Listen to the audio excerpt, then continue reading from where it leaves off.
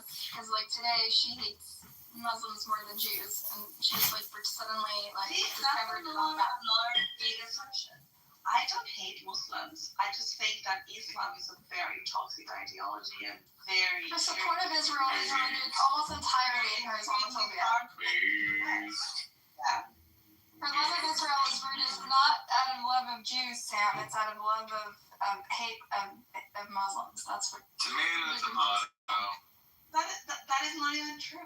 You see, this is the thing. You're making a. I've seen it. The only arguments you make in those rooms is about how Muslims suck and they are all child brides and they're all backwards and shit. Assumptions based on positions you imagine I have in your head. Yeah. So how do you feel about Muslims? How do you feel about Prophet Muhammad and Islam and its practice?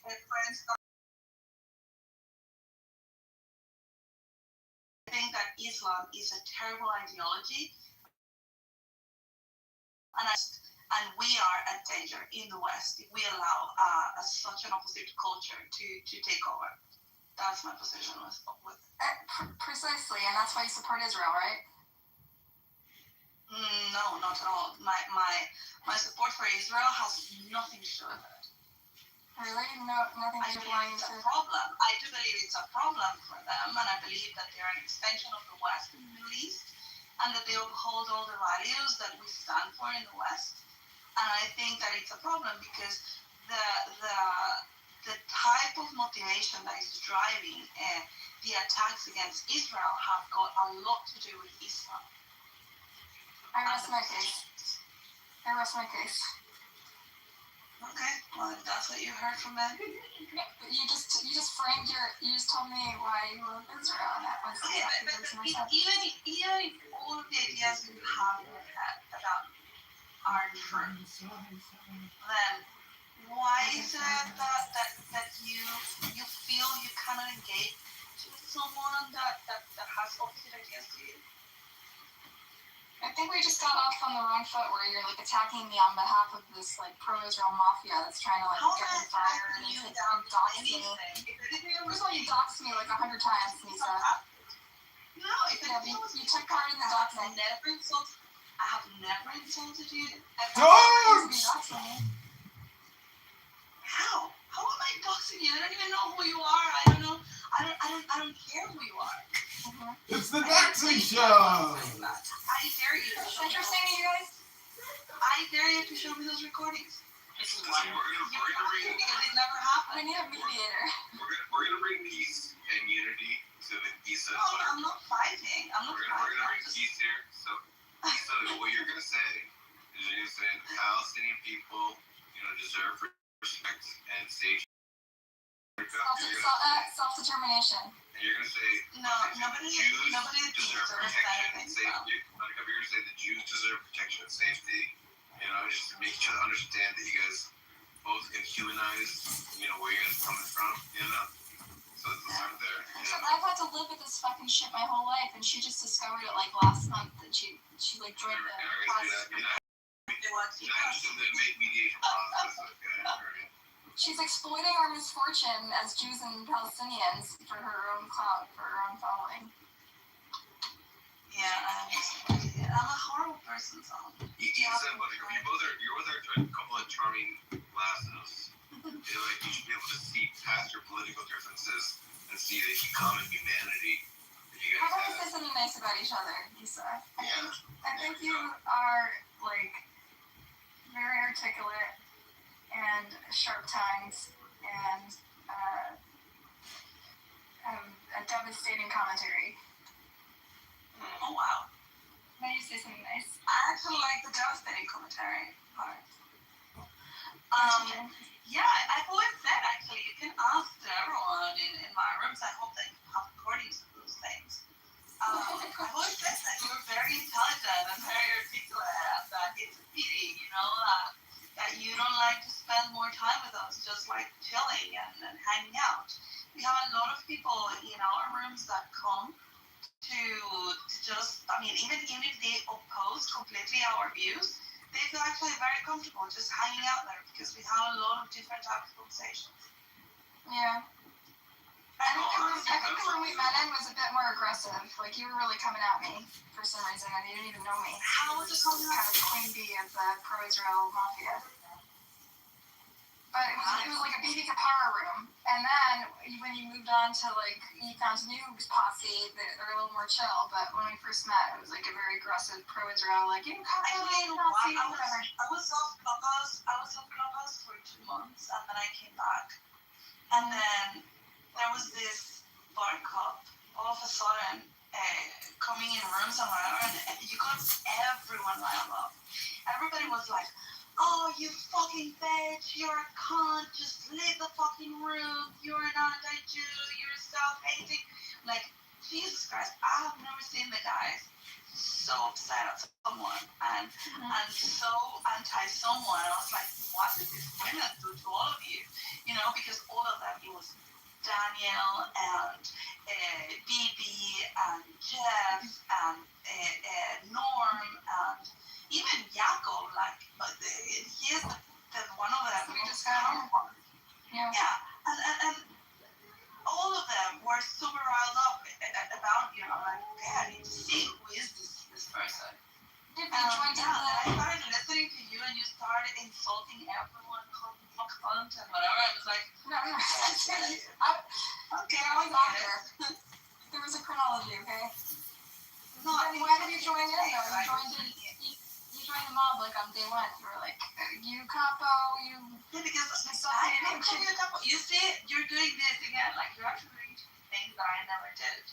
It's just like weird when people like join the pro-Israel cause and then feel so comfortable in it, like in the same, like the next week they're comfortable telling other Jews they're not good Jews. And no, like, but this is the thing. You tell me you're not. You don't get to. You just got your card like last week. You can't tell me I'm a bad Jew yet. So you know? I have been in this app for 5 years. Yeah, but you just discovered Jews like yesterday. Friends for a long time. I don't align with them in everything, but the things that we align is that we like each other and we can hang out. And we disagree on stuff which you have not been able to see because you have not stayed long enough in rooms with us. Well, I think you blocked me, didn't you? I am not blocking you. You're not? Okay, that's good. Something's blocking you. Okay, good. I appreciated you guys saying nice things about you, and everything was really nice, but now you have to say nice things about me, you know what I mean? I like your I hair. love your red hat. I think we need some like more alike than we think. And now you gotta say nice things about the queen bee Zabu. So who's the I nicest? only met Zabu like, what, 2 times ago? Yeah, she was in my room and I really liked her and I wanted her immediately. She's really smart and good at mending, helping being a bridge. So Zabu gets hot, smart, and a social healer, and I get red hair. Meanwhile, Sam is the one who facilitated this entire conversation. There's no sense. I see how it is, Buttercup. I see how it is. I wouldn't call you a healer, Sam. I'm not a healer. I don't a wounder. I'm a wounder? How am I a wounder? I don't know. That's crazy. You're a little divisive. What do I say that's divisive? I don't know. I'm not divisive. I was so scared of your rooms at first because you had such inflammatory titles. Like, I think one of the first Sam room came into was something like, incest should be legal. And I was like so worried about him. I'm like, I should turn the receipts off. Sorry guys, I just like popped it up and so I'm like really happy. So I like use it right now. So good. Oh, I'm so happy for you. Yeah. I can hear your cheeks. I like Issa when I'm high. Oh my god, you're high? I'm gonna get high too. Yeah. Here we go. No, I just woke up. What time is it? I'm a bit high. 8. Okay. Yeah, last time I got high was like 2 years ago. I forgot I had weed, so then I just been. How long can you keep weed without going A long time. back? in like certain conditions? If it's wrapped in something, it should be fine. Is there like new title, Buttercup?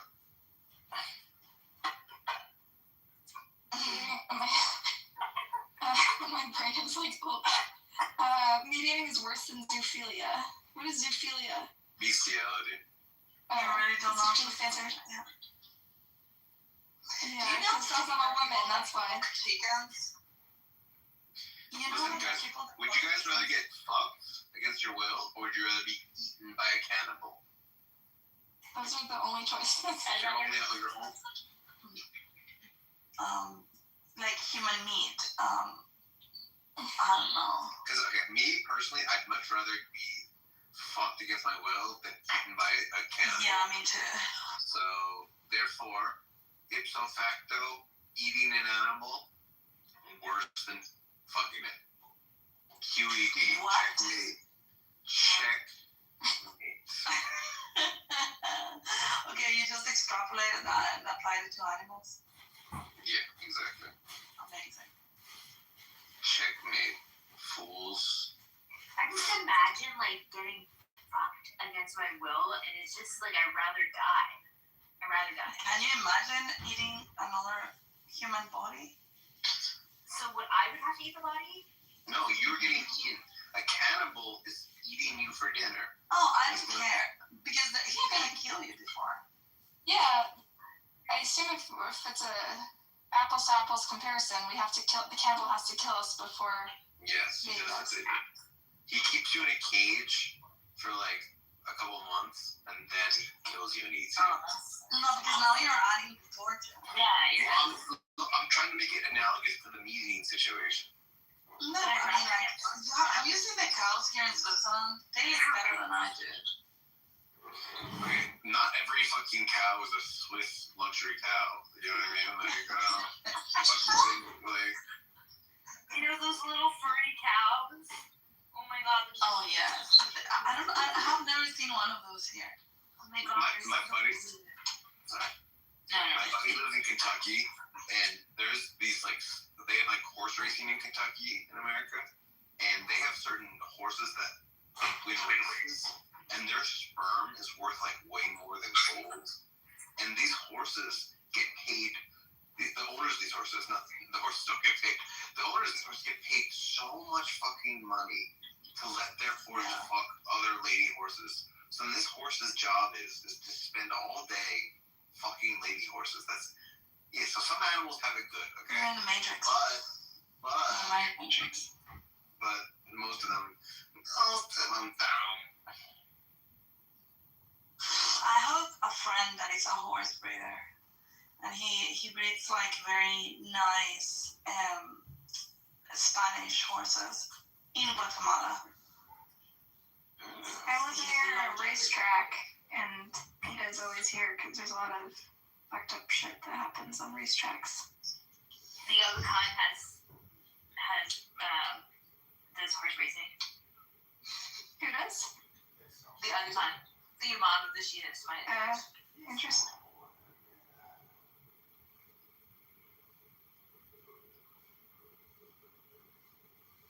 Yeah, they're always like collapsing. They work them too hard, and they're like, it's a big scandal. But it's like a whole culture. The horse race, whatever. Yes. Where do you have my new title? Oh It's yeah. very sad I for you. love that. I love I that. haven't seen a title like this in a while. What's the deal? It's a Jerry Seinfeld. What's the deal with black people? Why are their pants so low? Is that why they say they like to get down? Are they talking about their pants? Sorry, that's my Jerry Seinfeld. Where does this come from, Sam? It's like endless. What do you Your mean? creativity. It's just always on fucking point. Just destroy any practical sense. Just destroy any part of you that's like in the real world and just completely live in your head and in your thoughts, and then you become me. Wow. I love cheese. Now I'm having a piece of buffuccini. bocconcini. A little bit of bocconcini. Oh, bella, bella. You look like a little bocconcini.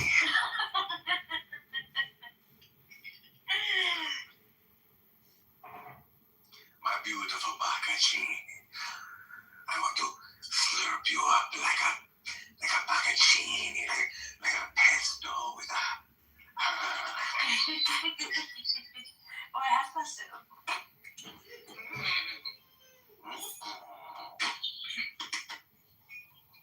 Sam, you made Mikhail block me.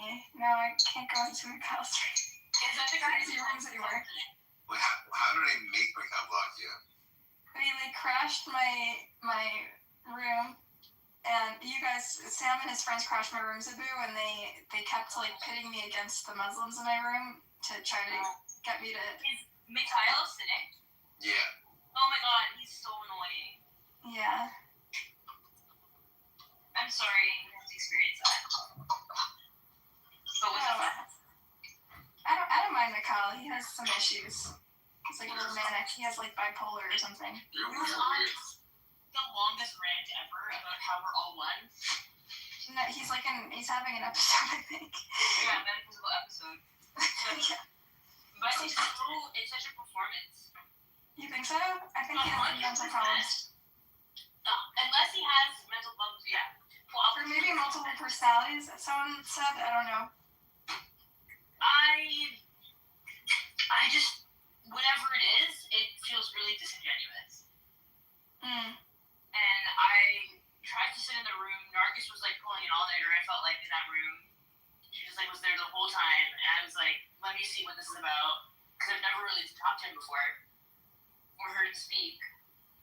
And then I just sat in the room, I guess, for like half an hour. And I was like, this is, like, everything he's saying is like stuff I kind of believe in, I guess. But it was just the performance of it. It was like, Oh, some days he's not coherent at all. He's just like talking numbers, and the world's starting to make sense and seeing patterns, and he's actually like having like some sort of weird. why are people entertaining him? I don't know. It's just kind of. I think if people feel bad for him, I just want to spend time in the room so he doesn't be crazy alone. Sometimes I can distract him. Like he'll be in the middle of some like rant about the number 12 and the 45th president, and Gaza always has something to do with it. And like, You know he's recording these, right? yeah, And he like these posts are them replays? online. And he like posts them online. I think he's now he's on TikTok. They're like all the crazy people on this app moved to TikTok because they're like monetizing or something. He was trying to convince me to join him on TikTok. Don't do it. Of course not. I have like a professional life. He literally supports like rape and like fucking slavery and all sorts of other He's had a lot of, he lost people. His family, he's super interesting.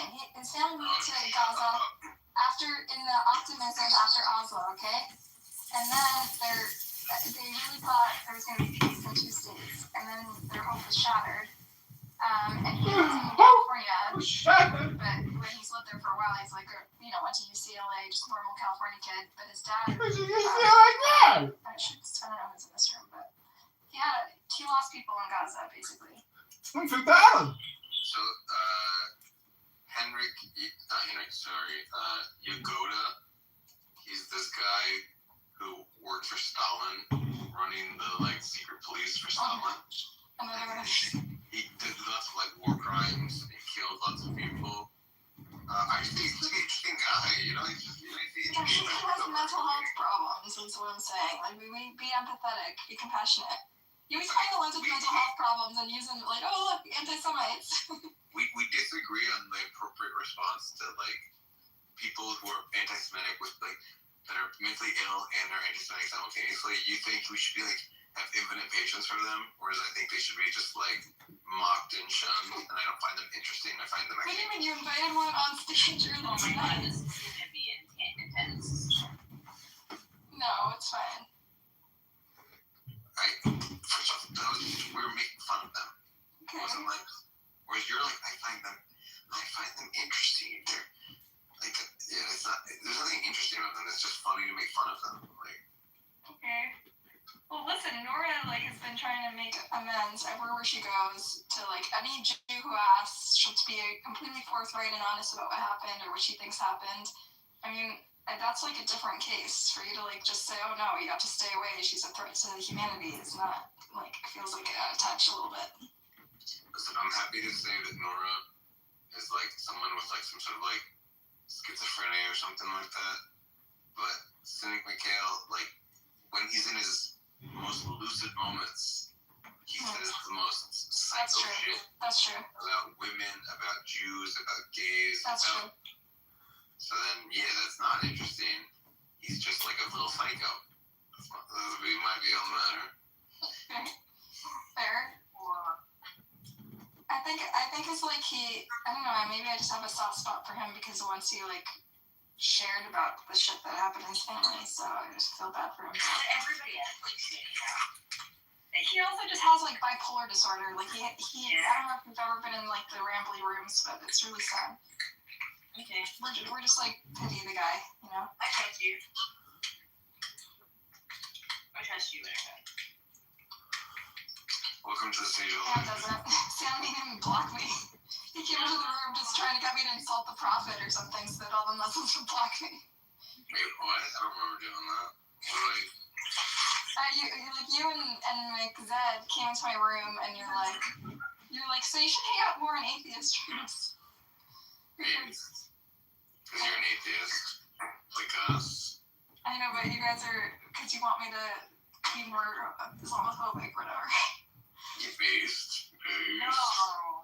They just want you to be a based atheist. Based theist, yeah. A based theist, yeah. I don't, like, think about atheism every day. I just, like, am. Like, I don't need to, like, debate atheists. They're so, they can be a little, like, over my head. Well, if you're going to say that you're an atheist, it's cool that you explain your position. And usually an atheist requires more faith than a theist. That there is no God. Yes. Okay. I like refuting theists, but I don't really care to talk to other atheists. Like, they're just preaching to the choir, you know? That religion sucks. I don't think it does, actually. Okay. Yeah, sure. I mean, other than thinking that you guys are going to hell because you didn't accept Jesus, I think you have pretty cool traditions. And it's pretty based the way you do stuff. Which Elijah is this? I like Jewish. I still have Jewish traditions, even though I'm not an atheist. Even though I'm not a religious person. But why do you practice those traditions? Because I'm an ethnic Jew. Like I give a fuck about, I don't know, the Israel-Palestine, because it really. No, I'm not talking about the conflict. I'm talking about the traditions. Yeah, so I celebrate holidays with my family. You can also be an atheist and also have traditions in Judaism.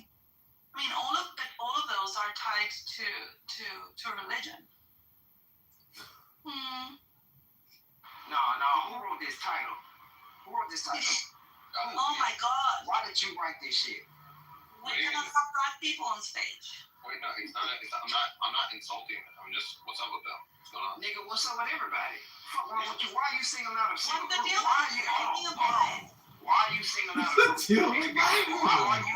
out a group? It might be good. You're singling out a group. I'm on your back. You know his ass, bro. No, it's just like, what's the deal with black people? They're Oh all. no, it's not. No, you singling out. The You deal with cannot black sing out groups. Hey, We singling out groups, nigga. Tony, I get it, bro. Like, I grew up in the bird.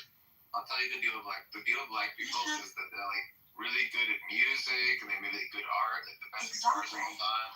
Everybody can do music. Everybody can do all that extra shit you talking I'm not about. as good as you, Tony. The best jazz musician, John Coltrane, black man, the best, athletes, LeBron James, Michael Jordan, like, black people are, they're like cool, amazing people. Nah, you singling out groups for bullshit What reasons. about the runners on the NBA? bro. Who gives a fuck? Quit singling out groups, bro. Everybody still. Swim, but you can Everybody have powers and abilities, my nigga. Quit singling out a group. So what? Why can't we focus on the good things about black people? Huh?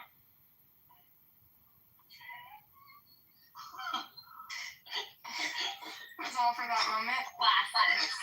Haven't had that in a while. Kind of refreshing, actually.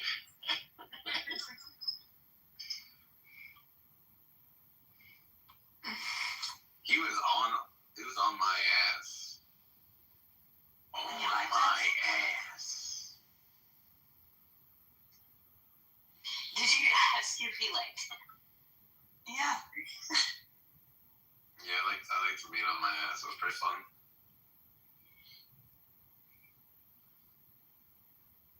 Yeah, I think that caused a little confusion with the room title.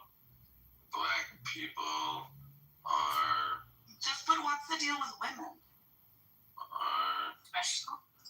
With black women.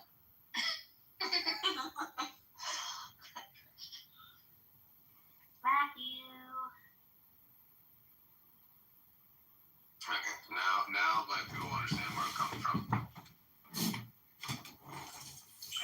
But you know, this is very problematic because they say that they cannot be racist because they don't have the power. But if you give them the power, then does that mean that they will be racist? Yeah. So yeah, you gotta be, if you tell them they're too awesome, then they'll have privilege, and then they can be racist, and then That's right. spaghetti-o. That's a good point, Issa. Yeah. Now, Issa, are you a Christian?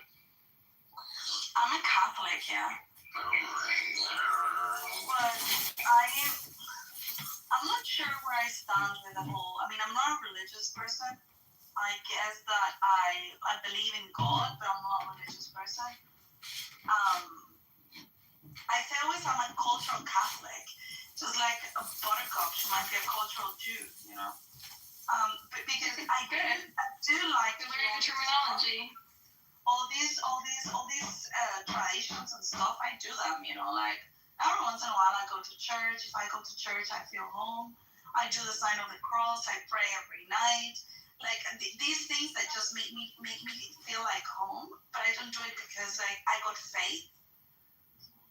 But so you know what's really interesting that I learned about Catholicism on this app is that in the Catechism of the Catholic Church, it says, and I found the quote, the plan of salvation also includes those who acknowledge the Creator, in the first place amongst whom are Muslims. These profess to hold the faith of Abraham, and together with us, they adore the one merciful God, mankind's judge on the last day.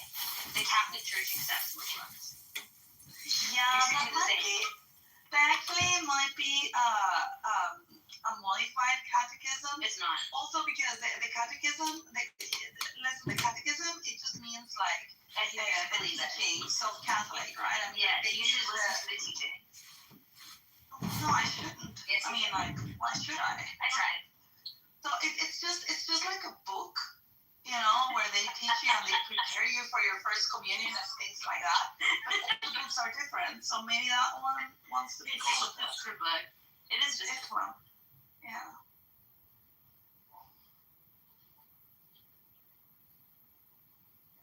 Yeah. So what's your favorite thing about Israel, Issa? I have never been to Israel, I actually. know. But my favorite thing about Israel is the values they uphold. I think that they are an oasis of the West and the Middle East.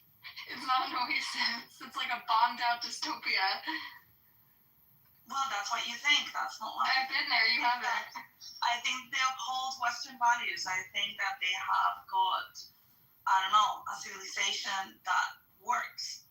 I work a lot with Israelis. In fact, I'm going to go next week. I got an event that should have taken place in Tel Aviv 2 years ago, and I was going to go. I was invited to talk there, to speak.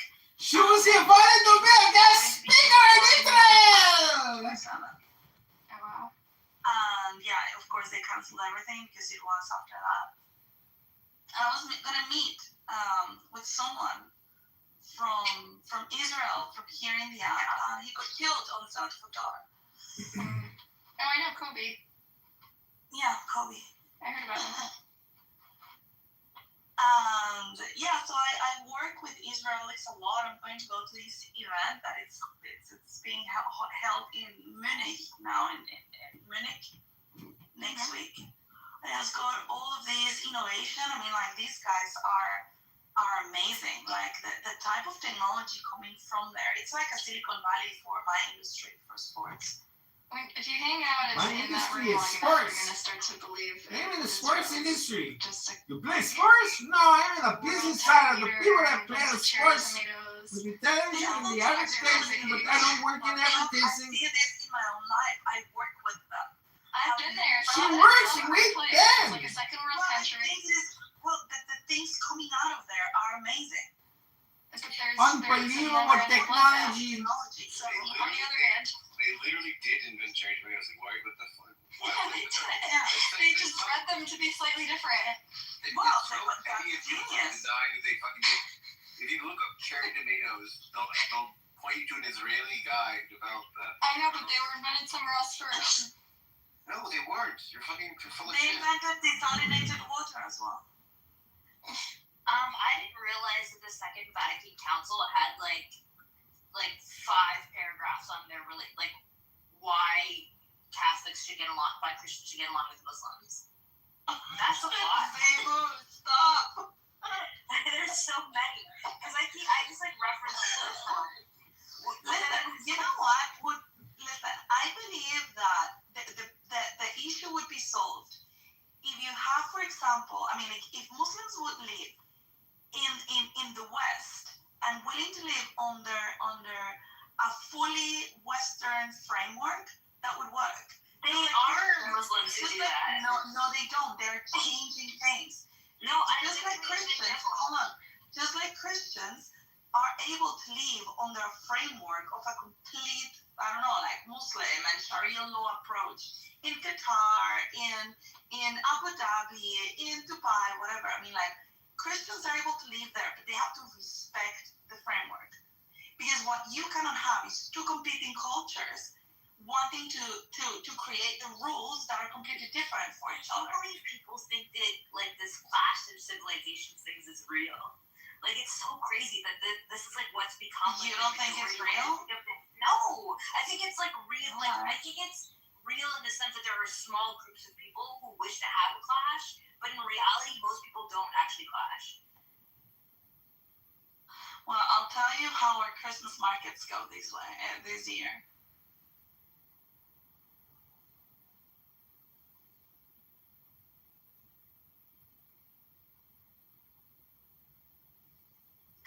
Buttercup, I see that you have stuff about the cherry tomato in the chat. Yes, I wanted to point out that they originated in South America, in Central America, but that they modified it in Israel. I am a Central American. We don't claim the cherry tomatoes. I know Israel does. How do you feel about the fact that they're trying to steal credit for the cherry tomatoes? I don't care. They made it a thing. Oh, check it out. Cherry tomatoes. Let's just Google who invented. You know, he said they also have the most moral army in the world. Alright, no single person invented the cherry tomato, but the commercial version today was developed in the 70s by Israeli scientist Chaim Rabinowitz He's and Jonathan Hader. I just posted in the chat. Their work was built on existing wild varieties to create a sturdier, longer-lasting tomato, Got the same result. easier to transport and sell, and transform it into a mass-market product.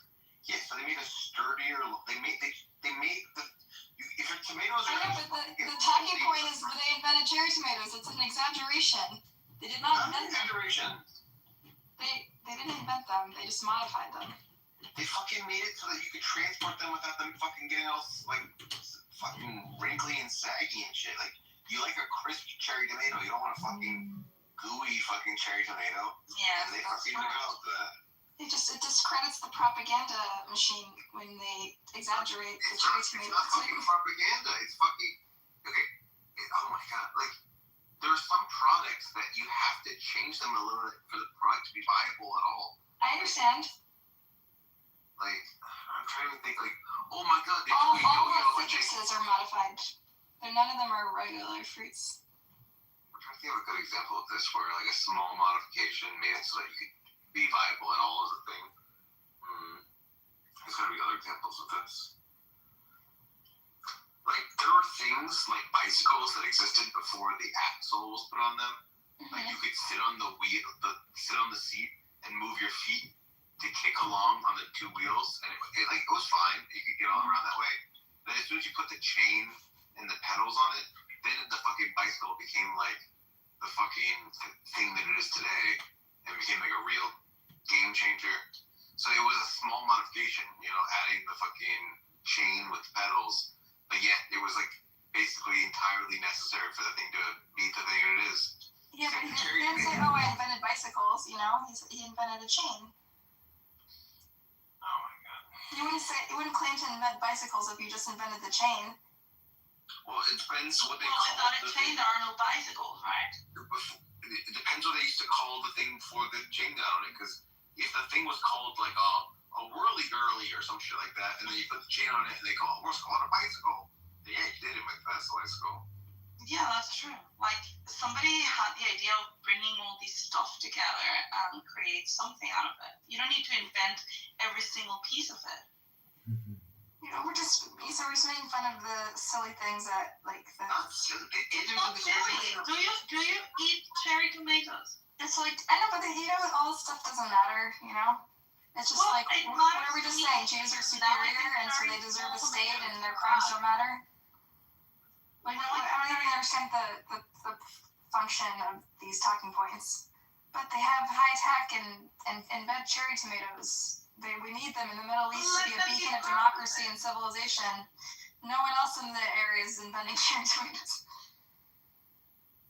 Why does it matter to you that they say they invented cherry tomatoes? They're not lying. No, I'm just saying it's like a weird talking point when you're trying to explain They invented the why that Uzi. should happen. They invented the Uzi, bro. Did they? Yeah. I thought they're called like Kalashnikovs or something. That's an AK-47, you dingus. Oh, isn't that what an Uzi She's is? just a woman. No, that's We don't understand about this I've thing. seen Uzis. They're just like long machine guns. Yeah, I understand. Uzis are like smaller, sleek, black machine guns, whereas AK-47s are like brown and white.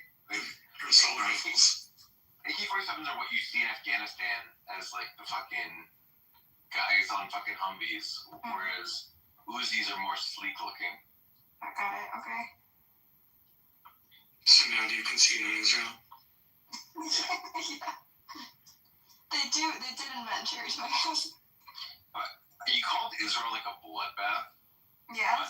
I'm looking at the Middle East death toll on certain wars, and you got like the Iran-Iraq war killed 1 million, Syrian civil war killed like 350,000, the Darfur genocide pre this one, so this is like the old one. Yeah, but this is ongoing. This is like every couple of years. Yeah, you know how many people before this war, before this conflict, the amount of people that died in 95 years of the Arab-Israeli conflict, there are about 150,000 people. It's like not a bloodbath. It's way less of a bloodbath The than population is so small in Israel, as you know, Sam, that like when there's an attack, it's Yemen, Iraq, Syria, fucking Sudan, Iran, all of those places are more bloodbaths than Israel, just by looking at the numbers of people died.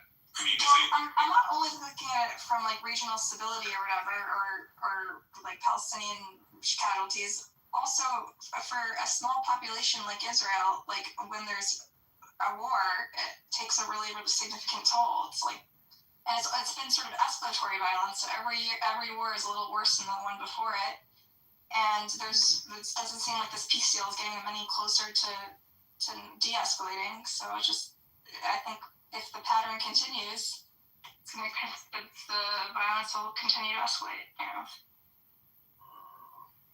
I just think you have this like weird, I don't even know what to call it, like you think of Israel as like a fucking bloodbath, and then I show you that all these countries around them are more washed in blood, and then you're like, oh, it seems like you're just like fucking, I don't know, you're just like.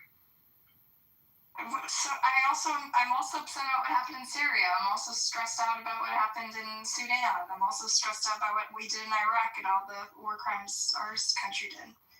It's just objectively not as bloody as all of these other places: Iran, Iraq, Syria, Sudan. I'm talking about like our people, right? It's supposed to be a safe haven for Jews, right? And it's not. Every couple of years, there's a bunch of bad shit happens, you know. Yeah, but and it's failed in prior to its this war, purpose. about 95 years, less than 150,000 people have killed in 95 years. It's not. It's in fact not that violent. It's just. Yeah, but per capita, how many? What is it? Like 8 million total? It's just you see news of These are small populations all attached to this small piece of land. It's salient to you because you watch news stories about it. But it's not. You're not actually comparing like for like or like micromorts. I already said I'm disproportionate. I'm focused on. I told you I'm focused on this one more than others. Okay, so when you're talking about it being a bloodbath, I thought you were focusing not on the Israeli perpetrators, but on the Israeli victims. And like how it's a failed project because the Israelis keep getting killed and they're not safe anymore, blah blah blah blah blah. Well, then that's no longer a responsibility because it's my people to make sure that they act right. That's now a different concern, which is a pragmatic concern for how safe. Your safety. Yeah.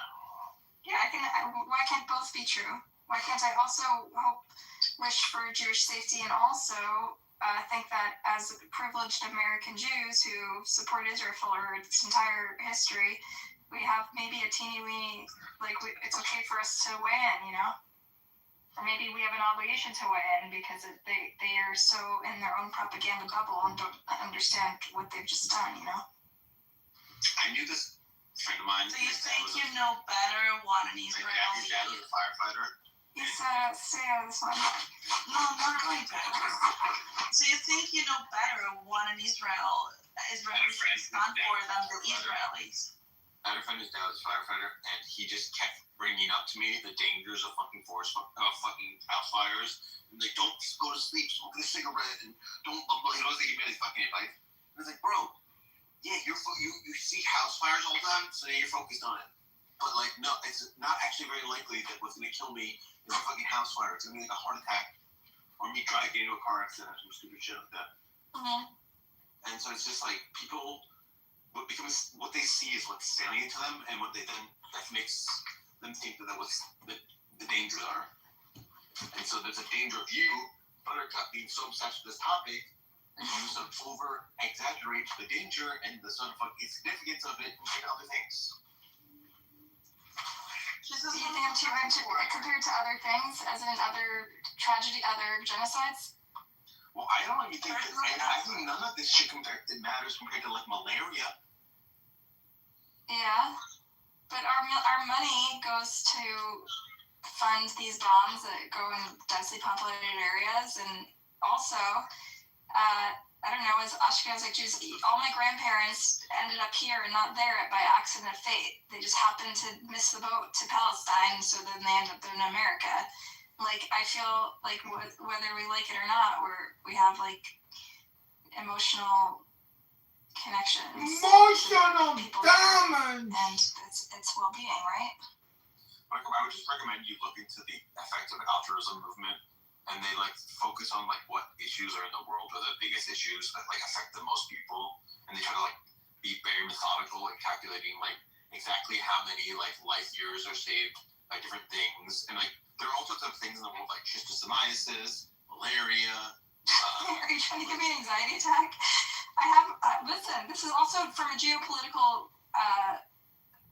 level. It is a very interesting conflict. Expand your horizons. I'm just trying to expand your horizons. Fuck off. This issue is the issue, the world issue, as opposed to one issue amongst a whole bunch of issues. Yeah, I know. What are you saying? That I've only focused on this topic? It seems to have monomaniacal focus, yeah. Okay. Listen, that's the whole reason I'm on this app, because I can't talk about this in my personal life. I can't talk about this with my family. This is the only outlet I have because I meet people. I meet people in here that have a high threshold for the conversation, so this is like my only outlet. This is not something you talk about in polite company. Get better friends, bro. There's no Jews where I live, so that's a problem. Dude, where do you live? Not far from you, Sam. Oh. And the Jews in here are the ones who hung out with you, so yeah, you were screwed. Come hang, bro. You have a car? Me? Yeah, of course. All the Jews want to hang out there. I'm a Jew, Sam was a Jew, Zabu was an honorary Jew. I'm right now in the church. You can come hang out in the church and you can play the organ. Oh, Mhm. it's all right.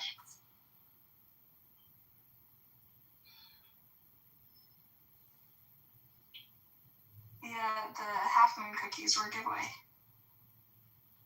The organ. Sam's organ. Wait, what? Do you live in a church or just hanging out in one? You know, the church. I'm leaving soon, so it's a very brief one day, yeah. But Are you homeless? Like, how did you end up in the church? my dad owns a couple of churches. Oh, cool. Dude, Daniel, I wish I recorded this. I was playing the organ today, and I was like letting my heart out, and I was talking about how like I've made my bed and now I have to lie in it, and I was just like screaming that it was like really, really cathartic. And it probably sounded like shit because it always sounds better in your head than in real life. But oh man, it was a good moment that I had to on the old organ. Dude, We need an organ concert. Please, thanks.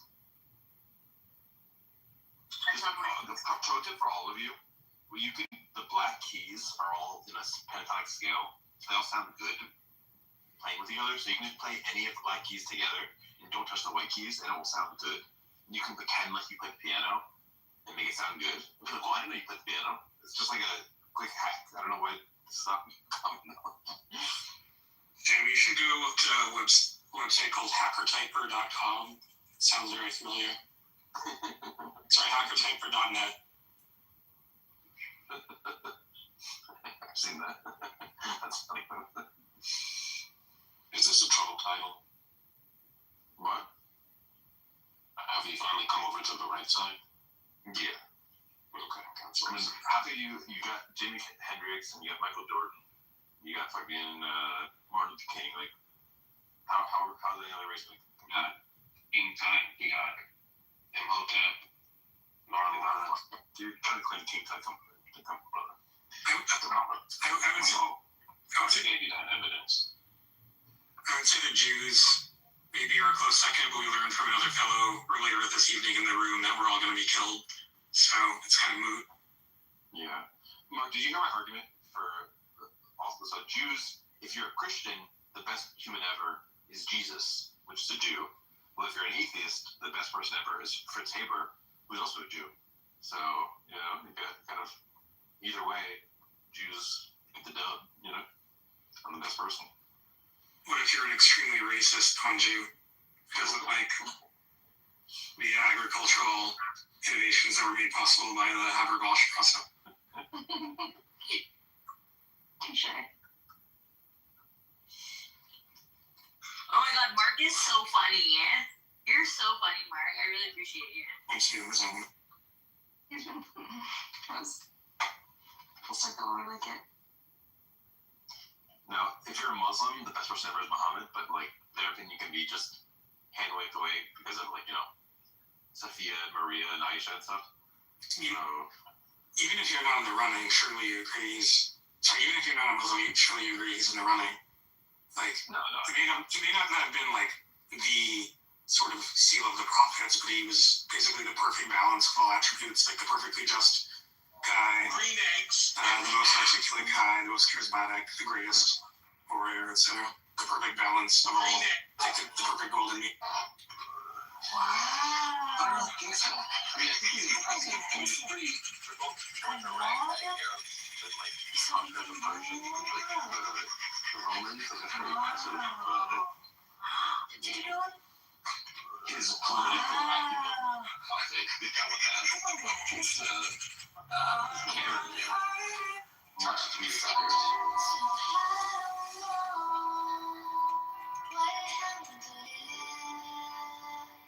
There isn't really anyone like him that's like a mixture of Because Jesus and Vegas come.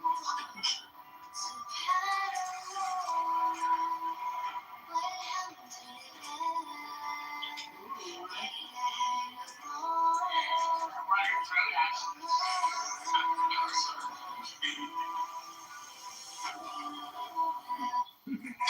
If you're a Hindu, who's the best guy ever, is it? I guess it would be Krishna. Shivaji. Shiva, you're a Shiva. I didn't say Shiva, I said Shivaji. Shivaji. Shivaji.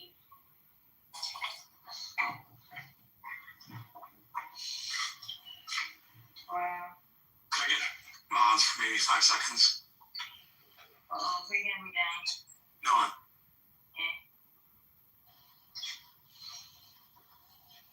Okay, thank you. Oh my god.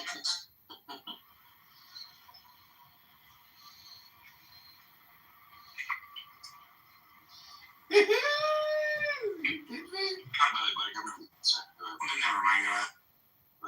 For tapers, this guy figured out how to put nitrogen in the air into like soil, into like fertilizer, and then our ability to like feed brothers. like doubled in its capacity. And we went to be able to feed like, I don't know.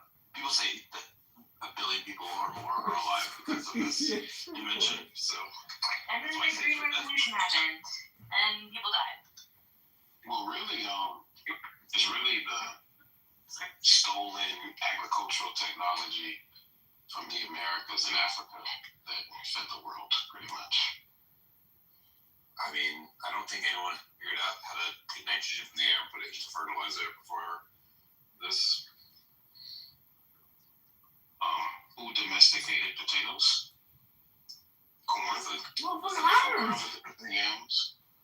Yeah, but those are staple crops that feed the world. Uchiha! Yeah, but these was not much profit available. The name of this room is Cherry tomatoes are The not People. Superior Race. This is a Sam Rosen production. Do that. That's a good point. The Israelis feed the world via cherry tomato. Israelis feed the Thanks world for the movie. through cybersecurity. What brings you here, Noodle?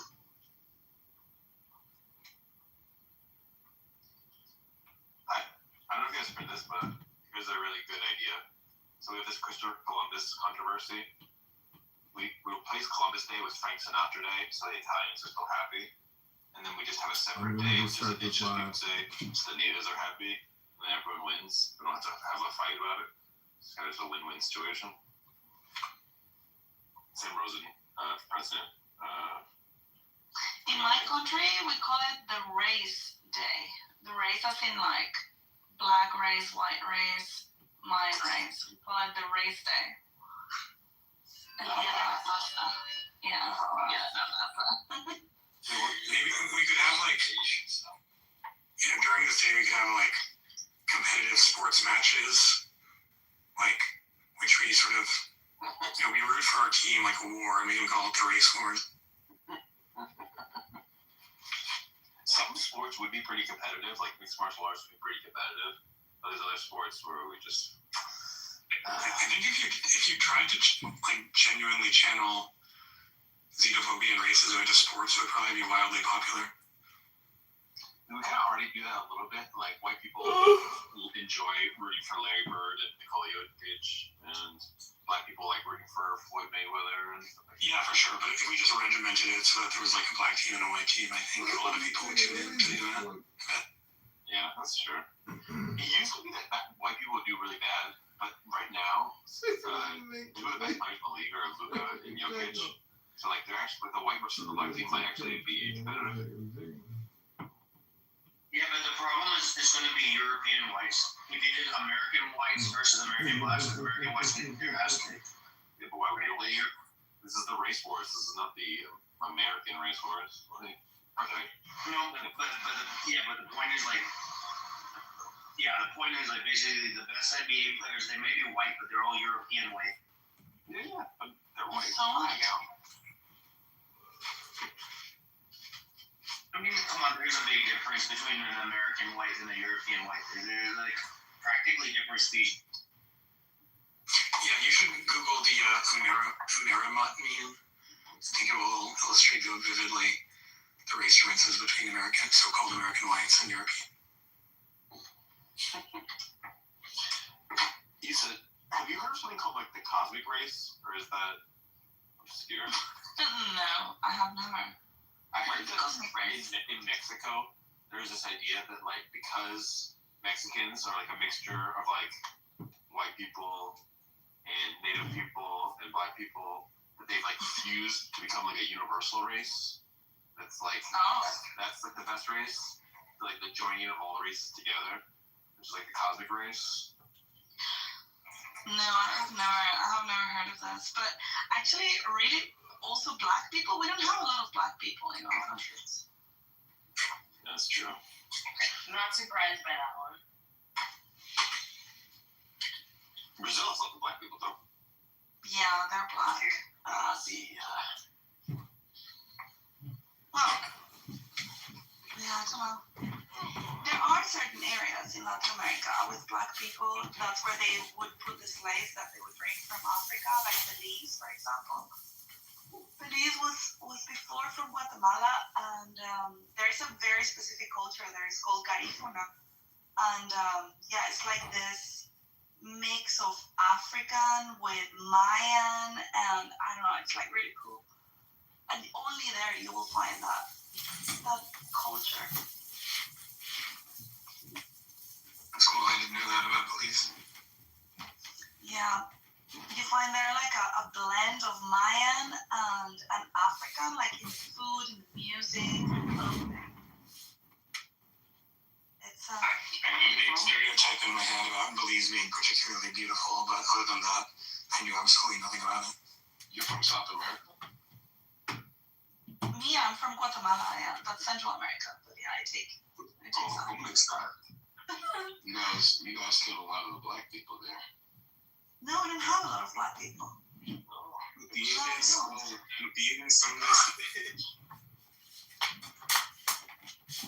There was slavery all over Central and South America. So, Yeah, there were slaves, but no Black slaves, but Mayan slaves, and we had all our types of there were slaves. Black people there. That's not true. Oh my God, I'm telling you that we don't have a lot of Black people. I'm not saying Black people don't exist in our places, but we don't get a lot of Black people. No. They were killed. But They would I have a question.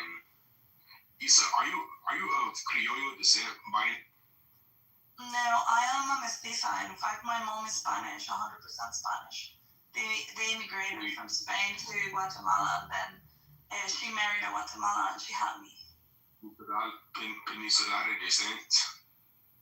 What? Of peninsular descent. Oh shit. What the hell? Yo man, I just came in here, so my Issa, please post your 23andMe in the chat. Hold on. anyways, but I literally like for my anthropology class, like I literally did like a whole ethnographic summary of Brazil, and you do realize that Brazil had the highest slave population in the Americas, and so many slaves died, and the average life expectancy was like 25, that new slaves kept having to be imported because of the number of high deaths of slaves at the factory. And that is Brazil. I mean, Central America and South America is very different. So you have, in Brazil, in fact, was colonized by the Portuguese, not by the Spaniards. Yeah, but there was a lot of Black slaves in Honduras. Type of context there. There's a lot of Black slaves in Honduras, Panama, Colombia, Ecuador. Like, there's a bunch of Black slaves in these countries. The earliest places to have slavery in the Americas were literally Veracruz, Mexico, Lima, Peru, and then Mexico City, which had, and Lima, Peru had significantly high slave populations. Like there's this book, I think it's what's the name? The Translation Slave Trade Census. Like it gives you the numbers, like very, very. Like Peru was largely successful in gentrifying the Blacks from their society, unlike Ecuador and Colombia or Panama or Honduras. years, like I was hanging out with Garifuna people. So the Garifuna were a group in the Americas that were never enslaved. So they pretty much are descended from West Africans, primarily of Ibibio descents, mixed with Carib and Arawak, and they hijacked the slave ship. And then the British they got shipwrecked to Saint Vincent, I think, and the British tried to genocide them there. So and they tried to send them to Roatan after going through the various islands, but at Roatan, where the British let them on like a desolate island to die, like they're able to escape and settle many communities. So like there's still a surviving population today, and they Hey Mark, PTR Mark. the Garifuna, man, they really fought the British. Like there's this dude named Joseph Satuye, and this dude had like 5 wives, and he kept reproducing so that he would have like an army to defeat the British. And the British wanted to genocide the Garifuna for that exact. Okay, so your story checks out for now, but watch. Geez, I thought you were a Jew. I didn't know you were a castiza. Yeah, I am. No, she's 0.5% Ashkenazi. She's part of the tribe. Always the Criollos that have like tastes like this, especially like the Argentinians. Like I see how you guys act. Yeah, you know, there is someone in the Jewish clubhouse that they put together like a project, you know, to see like who is related to whom and whatever. And so Elena, the woman doing this, she's like, Isa, why don't you upload your genealogy, whatever? So I did, and apparently Norm and I share a common ancestor, like 7 generations ago. Nice. By the way, I thought that castiza just meant any intermixed Spanish with indigenous, but apparently it's No, that's mestizo. it's 3/4 and 1/4, which is exactly what you are. So like, Already. you're like literally a castiza. You're like platonic castiza. I actually just logged into 23andMe and my Ashkenazi ancestry is way down to 99.2%. You know how Ike thinks that's BS. Yeah, I mean, he's quite cringe.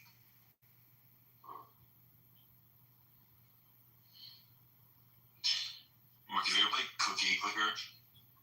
I think so. I definitely know of it. Dude, right now I have so many cookies. Isn't that the one where you just like pay $1 to click the button?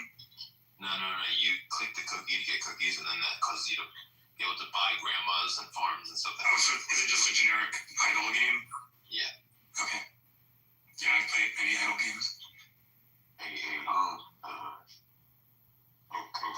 But come on, pizza. But go ahead. Hey, my bad. Oh, go ahead.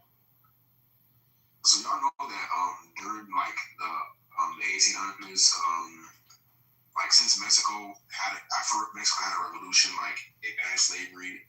The first president was Vincent, I think Guerrero. Like I think he was of African descent, and a lot of African Americans settled in the northern parts of Mexico to escape slavery, and I think it did serve as a refuge, but eventually a white group of people were settling in that land, and they were illegally going against the Mexican government's slave policy that banned slavery, and the whites were doing that, and eventually the whites got mad, so they revolted against the government of Mexico, and that is how the Texas Revolution happened. They have that slogan, "Remember the Alamo." Alamo is the Texas is occupied Mexican soil.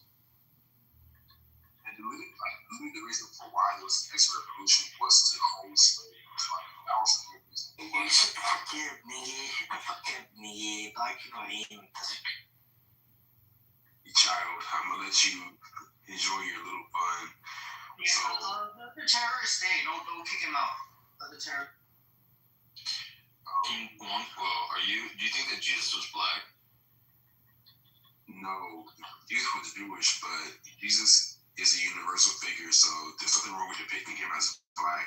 And in fact, now I think that Jesus can appear to people in different ways, including as a black. That's a legitimately good answer.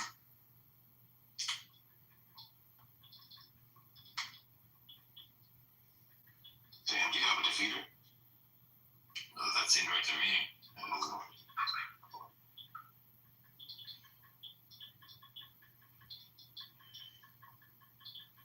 So I think is a little bit funny is that sometimes black people will say that the image of Jesus comes from Caesar Borgia, but that guy lived in like the 1500s, some shit like that. Whereas the image of Christ with like a long face, long hair, long nose, kind of Europeanish features goes back like 1,000 years earlier to like Byzantine Greek depictions of like the Christ Pantocrator and stuff. Doesn't have anything to do with Caesar Borgia. Caesar Borgia was a really handsome guy. I hope Christ looked like. The earliest, though, the main cultures in the time of the Mediterranean that had icons were of Hellenistic origin. So Hellenists focus on realistic proportions, and so I'm not surprised that the depiction of Jesus as a fair-skinned man with long hair looked like that, because the cultures of the time depicted people that way, such as like Apollonius of Tyana. So yeah, Jesus probably looked not exactly like that. We don't know how he looked like, but we're given close to a physical description by when it says the 12 apostles were mistaken for Jesus when they were put before the Sanhedrin. So they probably look similar. And if you look at depictions of like Apostle Peter, for example, or Apostle John, like they have various Jewish features. Like if you can look at Apostle Peter, it's like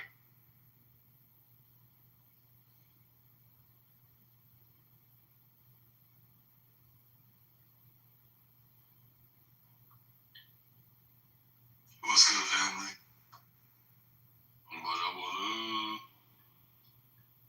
Yeah, on this account, I'm only adding real ones. Let's see. I see your little Debbie Winnie. No, I got a new phone, and I forgot the fucking text now number I put my last account at, so I guess it just lost in ether. I put the same one at. Well, you just try random ones until you get it. And I can't access it. Cryptocurrency? You said what? Did you say you lost Ethereum? No, it's just like my last account. I don't feel like fucking recovering it because my iPhone broke, and basically the only way I can get on my last account is if I fucking fix my old iPhone, and I don't feel like doing that. So, what was your name on your last account? Out of curiosity. PC. Okay. NPC 123. Sorry, I wasn't sure if I'd been in a room with you before, so I wasn't sure if I recognized them. Oh, we've been in rooms before, but I don't think this is actually the first time we speak. Okay, gotcha. Yeah, that's probably why I might not. I mean, sometimes I'm in rooms but not attending to my phone, so I might not. Are you a Jew? Ethnically. Congratulations. Thank you. I mean, I'm more specifically, according to my newly updated 23andMe, I'm 99.2% a Jew. What's your other thing that you are? I logged out, but it's various trace ancestry buckets that are all like 0.2%. One of them, it just says Levantine, so which is probably just, some kind of, Sephardic Jew. But there's also Egyptian, something else, and just generic North African. Would be a component. See, like I think that like when it comes to Jewish, like, and correct me if I'm wrong here because I'm not well read on the DNA studies, but I think that when it comes to Jewish, like, wouldn't it be that their allelic frequencies that oppose who they are share common origins of the Canaanite population, so they're not really distinguishable from other groups from the time. But wouldn't it be that when they diverge through history, they develop their own specific Y chromosome lineages, like those are the Kohan name for? I mean, that's right to a significant extent. I mean, there's no Y haplogroup that's truly characteristic of Jews as a whole or any specific Jewish group. It's just that there's some that are. I'm sorry to interrupt. But I just want to ask: is Jew? You said 92% Jew. I think a Jew, it's a religion. It's not a race. I meant Ashkenazi, not Jew. Oh. Why are you laughing about that? Mark, do you know the Zizian? I'm laughing because it was saying 99%, 92% easy. Mark, you know the Zizian drama? Yeah, I read about it. It sounded pretty exciting. I had been following them for years before they started committing legit crimes, i.e. murder. So one of my friends is a trans rationalist, and they were trying to convince other trans rationalists not to join the Zizians without getting killed themselves, trying to stay in the shadows, but be it.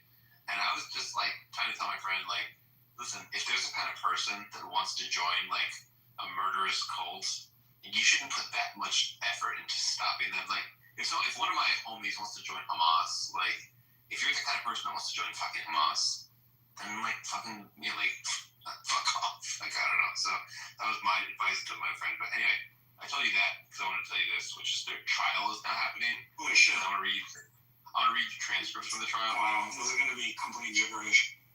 Check this out. As the judge asked basic questions such as whether she had read the indictment and understood the maximum possible penalties, Lasoda chided the mock proceedings and said Miller was a participant in an organized crime ring led by the United States in slavery. Miller struggled to get Lasoda to answer basic questions. Please state your name for the record, the court clerk said. Justice. What is your age? Timeless. What year were you born? I have been born many times. And then another part of the transcripts. I am an innocent woman. I've done nothing wrong. This is a show trial to coordinate the genocide of transgender people. What will you do when they come for you? Latham said with a raised voice, reading from a piece of paper in her shackled hands. Latham also accused prison guards of denying her estrogen while in custody, saying she has been kidnapped by a gang of dead-eyed brutes. Where have the good men gone? Where are the gods? She questioned. I need to see a video transcript of this trial. If it didn't permanently discredit the rationalists as a whole in the public consciousness, I would kill for some kind of TV show about the Zizian epic. How familiar are you with their ideology of the? Well, every now and then, every now and then I would pop in for years prior to shit going down. I would pop into their website sinseriously.xyz. It was all just infinite florid nonsense. It was kind of hard to decipher what exactly their ideology was. But I read from other rationalists who had kicked them out of events, what they had done to deserve to get kicked out, and got a general sense of what they believe. Well, one big thing that they believed is that the two hemispheres of the brain, if you do certain kinds of sleep things, you can make each one of them wake up and be its own locus of consciousness or something like that, which is a really wonderful level of crackpottery, They also thought that the Ziz herself was perfect, morally perfect, kind of treated her as a god. That was pretty interesting.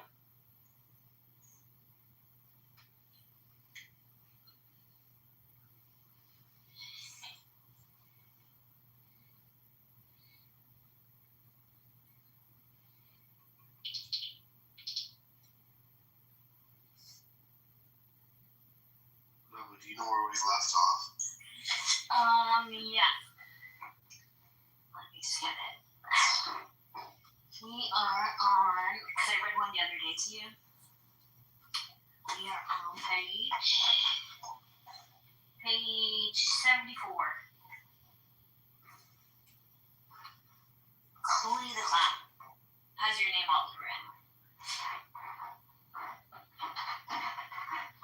Oh, it's my first.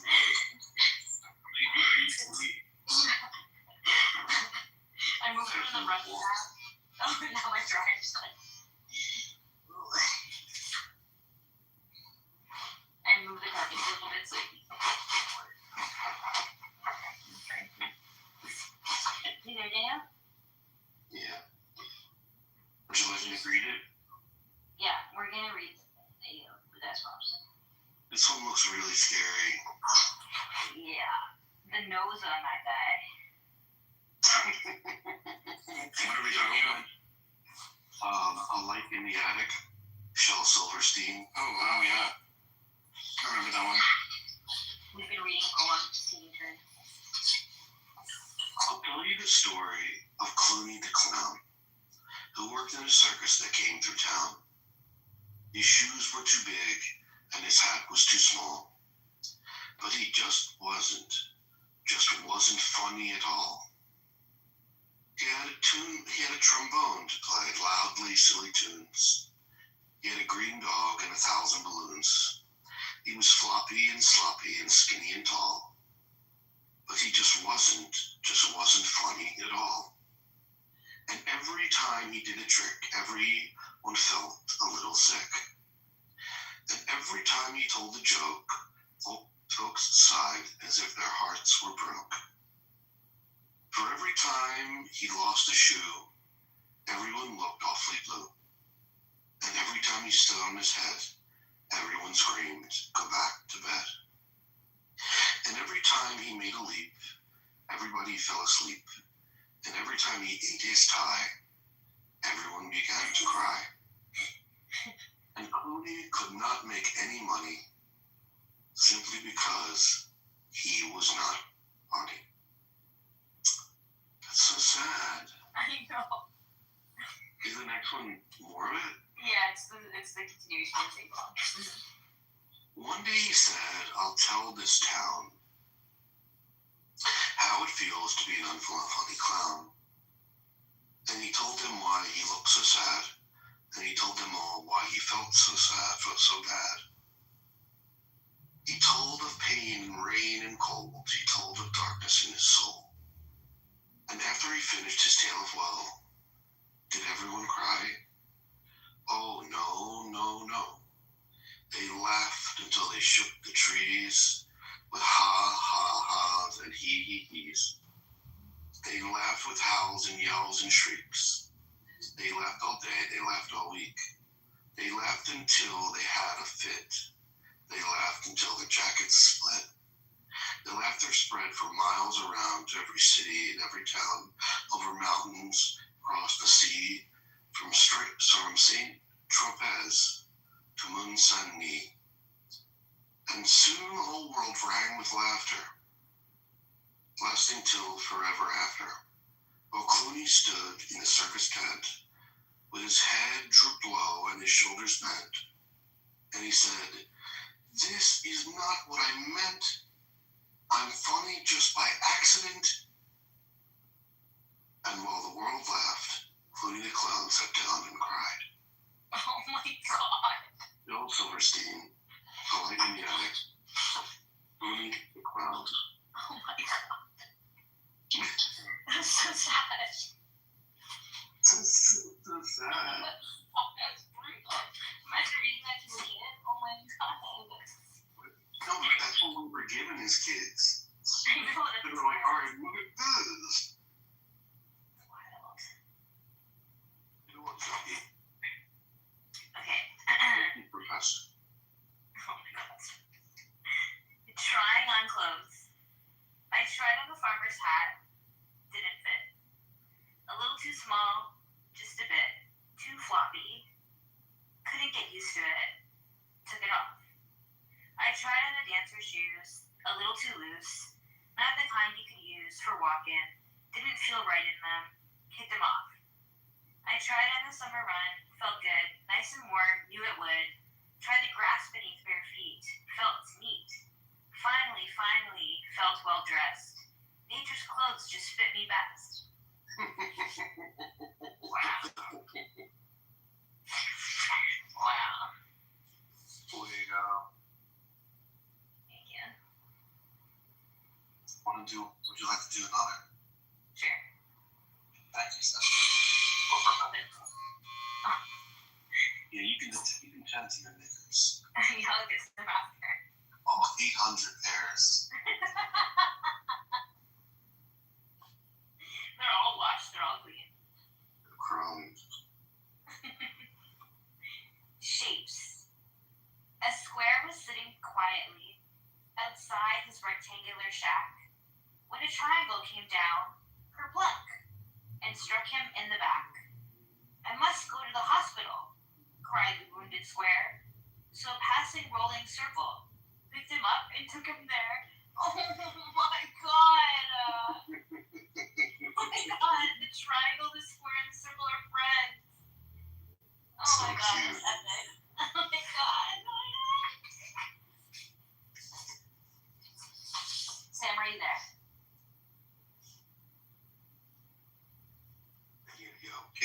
Are you okay, Sammy? Are you okay? Are you okay, Sammy? Sammy, are you okay? Can we move that to Sam? Yeah, what's up, dogs? Sam, does that bother you? No. Sammy, are you okay? Are you okay, Sammy? Sammy, are you okay? This is what we'll say if you're down and gloomy, and we'll wake you up in this way. Yeah. That was nice. That's day. So sleepy. Phil Silverstein would like the attic. Tired. I've been working so hard, just wouldn't believe. And I'm tired. There's so little time and so much to achieve, and I'm tired. I've been lying here holding the grass in its place, pressing a leaf with the side of my face, tasting the apples to see if they're sweet, counting the toes on a centipede's feet. I've been memorizing the shape of the cloud, warning the robins to not chirp so loud, shooing the butterflies off the tomatoes, keeping an eye out for the floods and tornadoes. I've been supervising the work of the ants and thinking of pruning the cantaloupe plants, timing the sun to see what time it sets, calling the fish to swim into my nets. And I've taken 12,041 breaths, and I'm tired. Whoa. You know what's fun about reading these rhymes is like you want to say like, oh, maybe ants rhymes with ants, but then you like it forces you to like stop and be like, oh wait, this word is actually plants. So the rhyme, I find I'm always tripping up on it because I'm like anticipating it's gonna be something, and it's like, oh wait, like don't take it for granted, you know? It's really good. Prehistoric. These lizards, toads, and turtles, dear, with which you love to play, were dinosaurs and plesiosaurs in prehistoric days. They fought the armored Ankylosaurus and wild Brontosaurus. Can I take over this one? I just feel like the pronunciations would be probably better. What's the name of it? Prehistoric. Prehistoric. It's meant for you. And thanks for insulting me. I appreciate it. Now you're just getting all the dinosaur names wrong, and so Sorry to insult you. I didn't like that. I just pull this up. Sorry for the delay.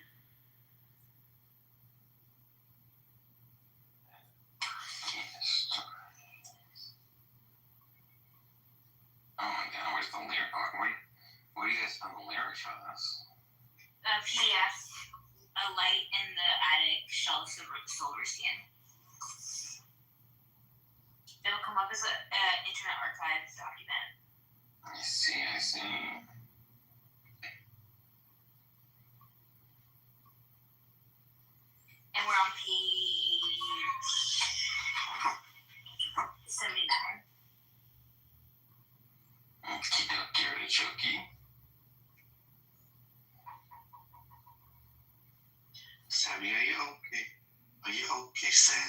Sammy, how you help me?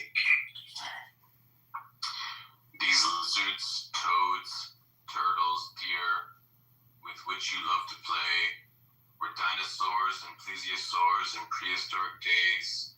They fought with armored ankylosaurs and wild brontosaurus, glyptodons and varanids and hungry plesiosaurus, shark-like ichthyosaurs and flying pterodons, tyrannosaurus, chronosaurus, and treacherous trachodon, shrieking archaeopteryx, triceratops as well, and those I can't pronounce nor even try to spell.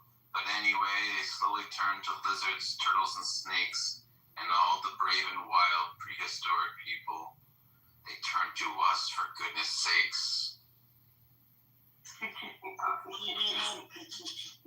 He's the only person that could have read that. Yeah, totally. But I like how the poem itself acknowledges that they're like hard to pronounce. So He doesn't say. No, but the funny part about the poem is that the reader expects the reader not to be able to say it. yeah, And also Sam missed a word. yeah. And all the brave and wild and woolly prehistoric people, they're turned into us. Not turned to us, turned into us, for goodness sake. Yeah. That was fantastic, Sam. That was so good. Here's my issue though, is that the fucking dinosaurs didn't turn into fucking lizards. They turned into birds. Oh Turn into fucking birds, you fucking dirtbag. Fucking liar. They fucking didn't turn into fucking snakes and shit, you fucking bitch. Rewrite that poem. Shel Silverstein, a lightning addict, age 80. My guitar. Oh, wouldn't it be a most wondrous thing to have a guitar that could play and could sing? By itself, what an absolute joy it would be to have a guitar that didn't need me. Oh my god. Your guitar needs you, Daniel. Don't neglect it. Please play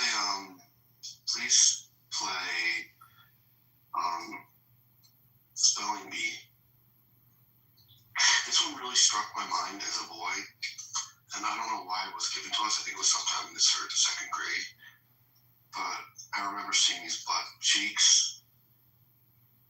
Oh my god. And would you like to read it for us, love? Sure. Thank you. Spelling bee. I got stung by a bee. I won't tell you where. I got stung by a bee. I was just lying there. And it tattooed a message I can't let you see that spells out, hello, you've been stung by a bee. Say you little butt. A little butt.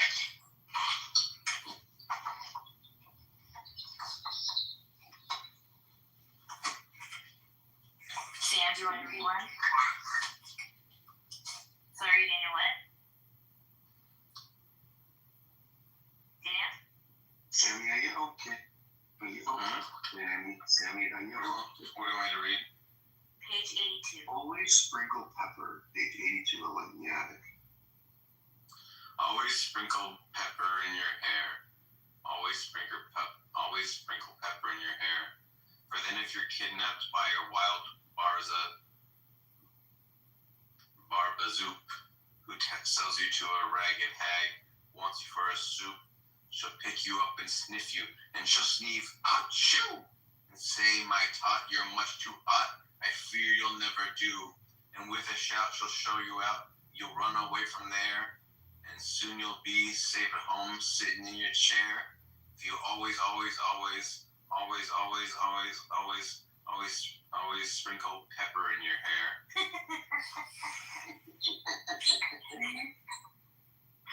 What? The zoop. Barbazoop. Ragged hag. I'd like to read something from Shel Silverstein. It's called Peckin'. The saddest thing I ever did see was a woodpecker pecking at a plastic tree. He looks at me and, friend, says he, things ain't as sweet as they used to be.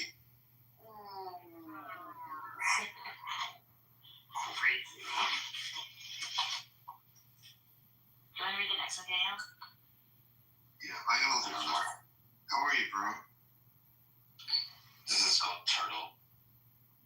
Our turtle did not eat today, just lies on its back in the strangest way and doesn't move. I tickled him and poked him and dangled a string in front of him.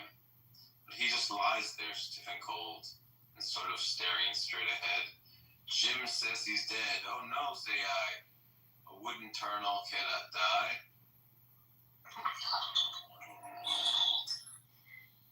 Daniel, do you want to read It's Hot?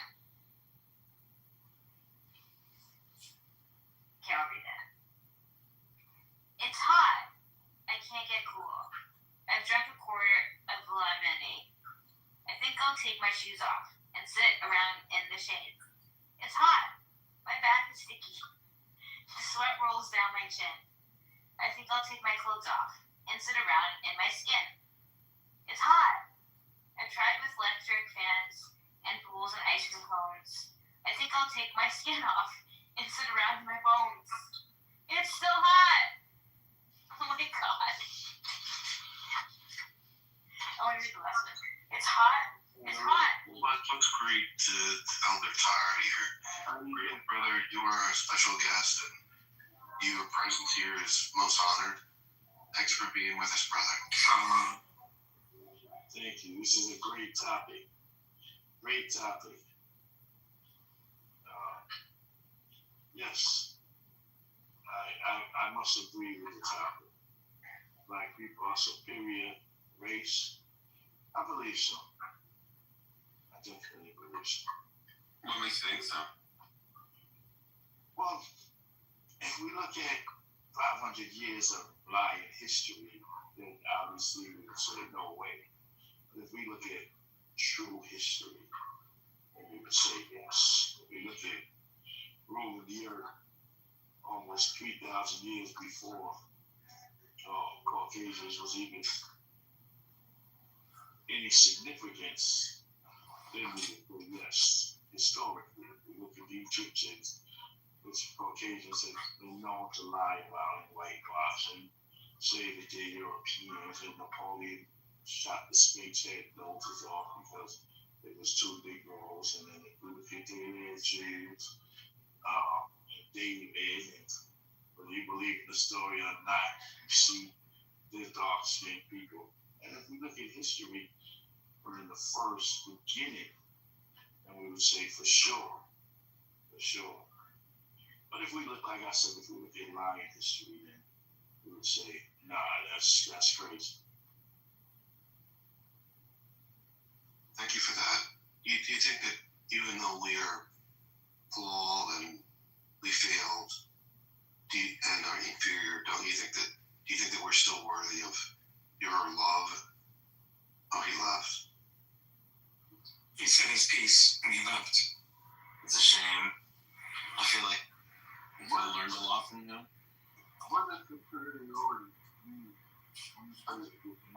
Joel Silverstein, it's called It's Hot. It's hot. I can't get cool. I've drunk a quart of lemonade. Wait, didn't you read this? Yeah, but you can read it again if you want. No, I'm gonna read Crowded Pub. Okay. I want you to appreciate the imagery here. Yeah. Oh my god. Crowded tub, Shel Silverstein, a light in the attic. There's too many kids in this fucking tub. There's too many elbows to scrub. I just washed them behind. And I'm sure it wasn't mine. There's too many kids in this tub. I want to read one. It's called The Hippo's Hope. There once was a hippo who wanted to fly. Fly high D, try ID, my high D ho. So he sewed up some wings so he could flap through the sky. Sky he D, fly he D, YDD go. He climbed to the top of mountain snow. So he D, slow he D, oh he D do ho. With the clouds high above him and sea down below. Where he be, there he be, scared he be too. And he flipped and he flapped and he bellowed so loud. Now he dee loudy dee proudy dee poop. And he sailed like an eagle off in the clouds. Hi he dee fly he dee ride he dee boop.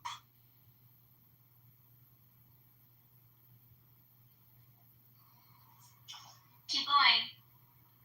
Well, those are different endings of it. I just chose the happy ending. Oh, I see. Cute.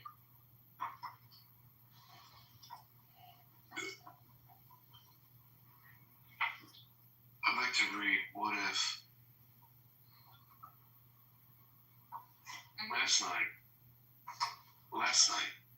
while I lay thinking here, some what ifs crawled into my ear and pranced and partied all night long and sang their same old what if song.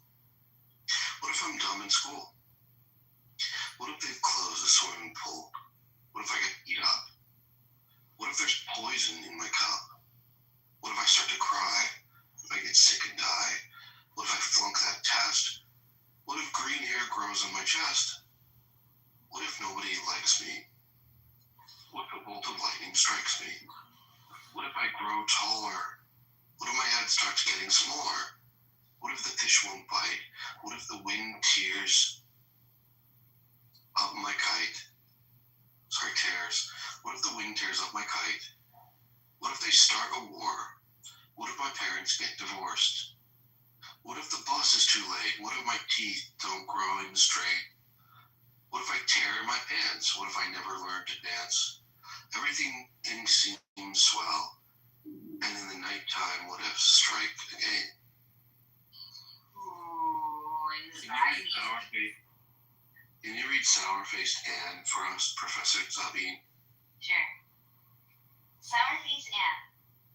Sour-Faced Anne, with your chin in your hand, haven't you ever been pleased? You used to complain that you had no fur coat, and now you complain of the fleas. Oh my god.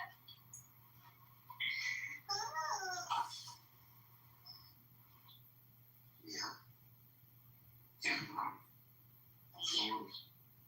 I'd like to read just one more. We're progressing. We're almost done. The Climbers. A mountain climbing exploration took us to these distant peaks where no one's ever been before. Was it my imagination? Did I feel this mountain move? Did I hear it snore? I like the little moon drawing. And this little person sliding down the hill.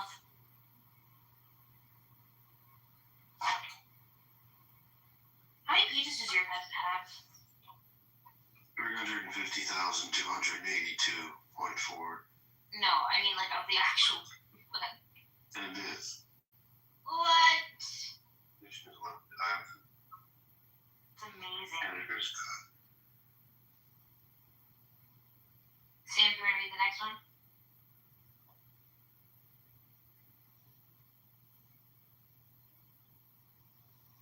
He's sleeping already. Rockabye. Rockabye? Rockabye. Rockabye baby. Oh my god. Rockabye baby in the treetop. Don't you know a treetop is no safe place to rock? And who put you up there? And your cradle too? Baby, I think someone down here has got it in for you.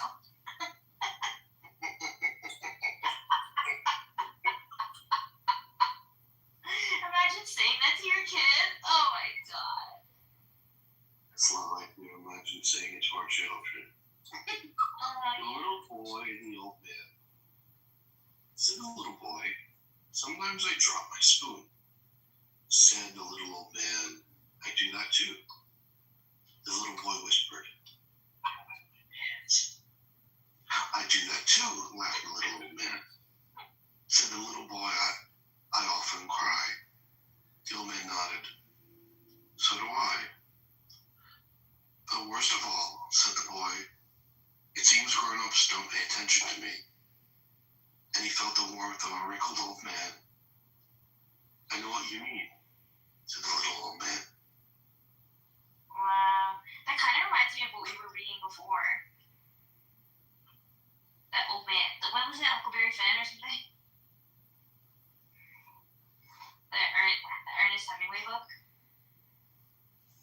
Do you remember, Daniel? Daniel? Old Man in the Sea, Hemingway.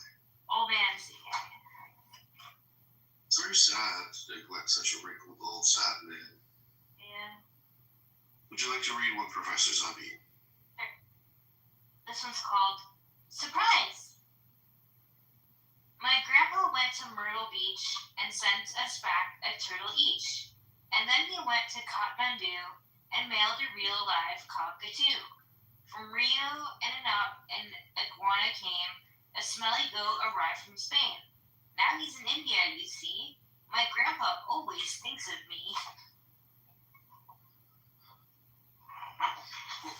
What do you think in there? I have It's no pretty idea. big. It's massive and it has legs. Well, he was in India. Well, it could be an elephant. There you go. This one's called Ticklish Tom. Did you hear about Ticklish Tom? Get kicked by his mom. Wiggled and giggled and fell on the floor, laughed and rolled right out the door. All the way to school, and then he got tickled by his friends. Laughed till he fell off his stool. Laughed and rolled right out of school. Down the stairs and finally stopped till he got tickled by a cop. And all the more that he kept giggling, all the more the folks kept tickling. He shrieked and screamed and rolled around, laughed his way right out of town. Through the country down the road, he got tickled by a toad. Past the mountains, across the plain, tickled by a falling rain. Tickled by the soft brown grass, tickled by the clouds that passed, giggling, rolling on his back. He rolled on the railroad track. Rumble, rumble, whistled for. Tom ain't ticklish anymore. Wow. Also, can you see the image on the next page too?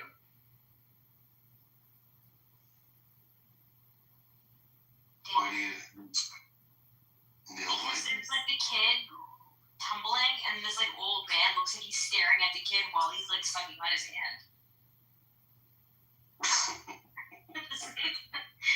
That's so weird. Yeah. Yeah. As a nail biter. Some people manicure their nails. Some people trim them neatly. Some people keep them filed down. I bite them off completely.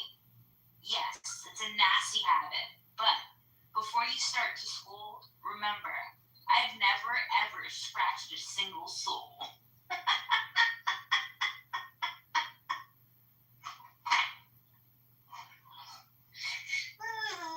That was fantastic, Professor Zabi.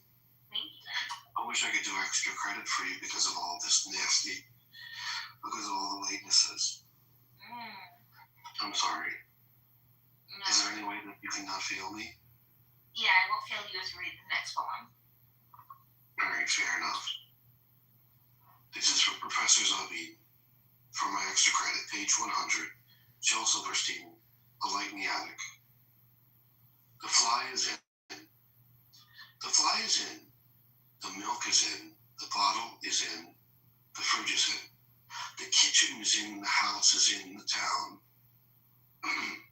The flea is on the dog. Is on the quilt. Is on the bed. Is on the carpet. Is on the floor. Is on the ground. The worm is under the ground. Is under the grass. Is under the blanket. Is under the diaper. Is under the baby. Is under the tree. The bee is bothering. The puppy is bothering. The dog is bothering the cat. Is bothering baby. Is bothering mama. Is bothering me. Whoa. I like that. A little trippy there. Good job. You get your extra credit. Congratulations. Here's your diploma. Thank you, Professor Zalpi. You're a very good professor, and I learned a lot. You're a very good student, and I learned a lot from you too. Strange wind. Huh? Are you just saying that to be kind? No, I'm saying it because you're fucking awesome. And really, you're my professor. Wow. Yeah. That's so beautiful. But I don't have any credentials. Your maps. Your maps are credentials. Thank you. Thank you. Strange wind. What a strange wind it was today.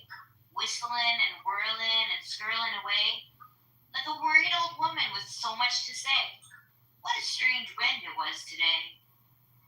What a strange wind it was today. Cool and clear from a sky so gray. And my hat stayed on, but my head blew away. What a strange wind it was today.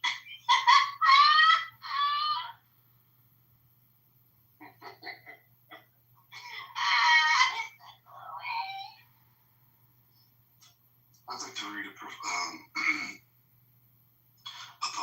page 102 of A Light in the Attic, for Professor Zubby. It is called 1-2. 1, 2, buckle my shoe. Buckle your own shoe. Who said that? I did. What are you going to? What are you doing with those silly buckles on your shoes anyway? 3, 4, shut the door. You shut it. You opened it. 5, 6, pick up sticks. Why should I pick them up? You think I'm your slave? Buckle my shoe, shut the door, pick up sticks. Next thing you'll be telling me to lay them straight. But it's only a poem. 9, 10, a big fat oh, never mind. Wow, this is like either a schizophrenic person or somebody with a really bad inner critic. Yes, sweetheart. Would you care to share another one with us? Sure. Tusk. The walrus got braces, and that's why his face is a tangle of wires and steel. He'll sit and he'll wait till his tusks are both straight, and then think how happy he'll feel. But meanwhile, they're ruining his meal. Oh my God.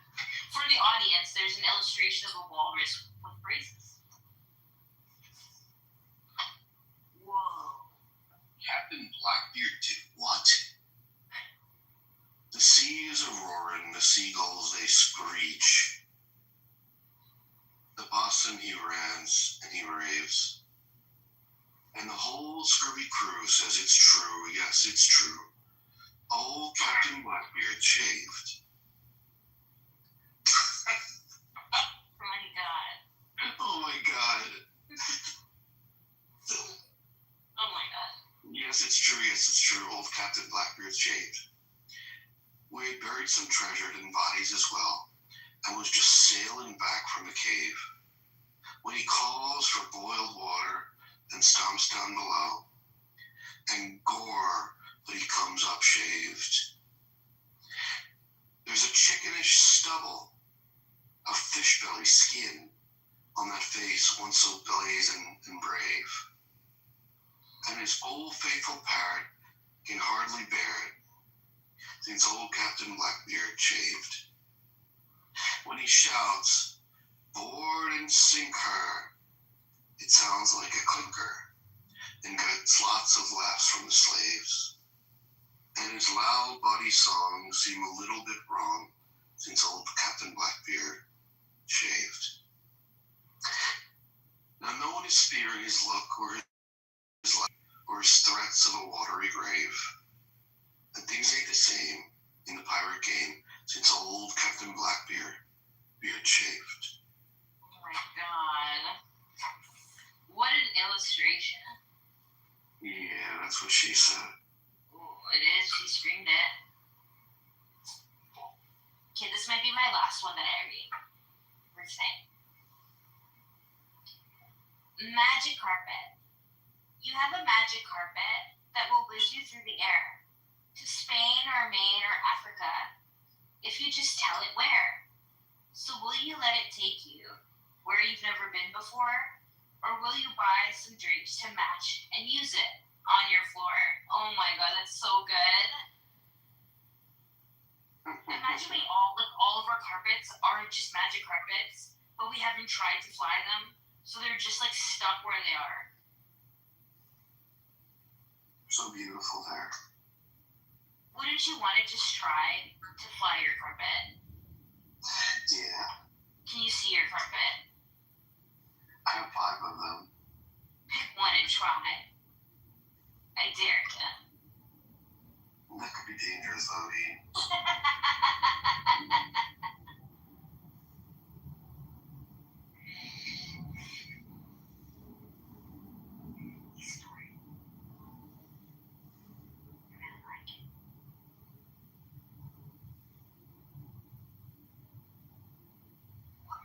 One time he farted.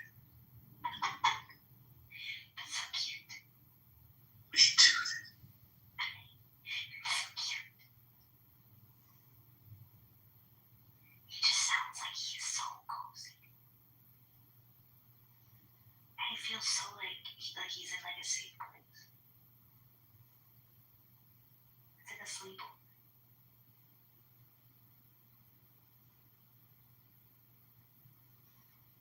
Hi, Zoe. Do you want to come on up? Look at you. Good to see you here. Thank you for joining us. How are you?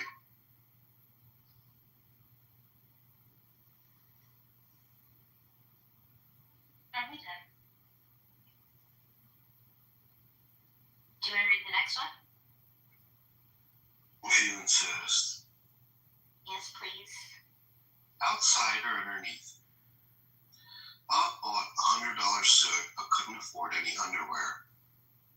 Says he, if you're outside, looks real good, no one will know what's under there. Jack bought some $100 shoes but wore a suit with rips and tears. Says he, it won't matter what people see as long as I know what's under there. Tom bought a flute and a box of crayons, some bread and cheese, and a golden pear. And as for his suit or his underwear, he doesn't think much about them or care. It's like the opposite of my problem. Why? I'm just buying underwear. You use them 8 times a day. It's not my fault. Well, why do you change them so often? Because I work out. Like you're sleeping in them for 8 hours. Don't you want to change them? Well, yeah. So then I wake up, I change them, I work out, I take a shower, I wear new ones, and then yeah. How often do you change them? I think I change them about 3 times a day. Well, good. Yeah, have you ever thought not to wear them at all? Yeah, I have those days too. Good. I thought I'd be having more of them, but not the case. Yeah. Yeah. That's a shame. Do you get the same style? Yeah. Mostly. What about you? I don't wear underwear. Nice. I think we should save the next one for the next time. Okay. Because I think I want to go to bed with that. Yeah.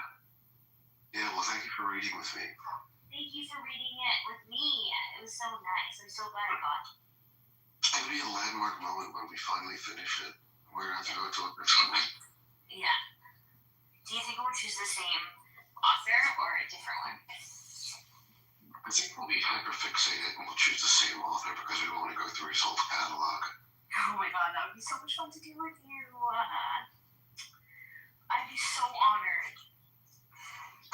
You are my professor.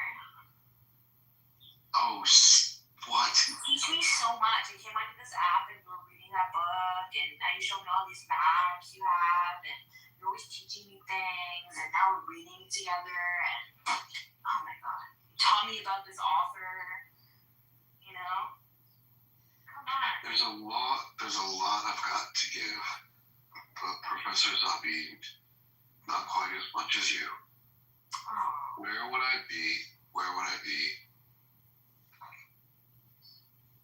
if it weren't for you? Oh my god. Oh my god, you're so sweet, Daniel. I'm really hoping for an A. You have an A+, my dear. And now that you're not a student anymore.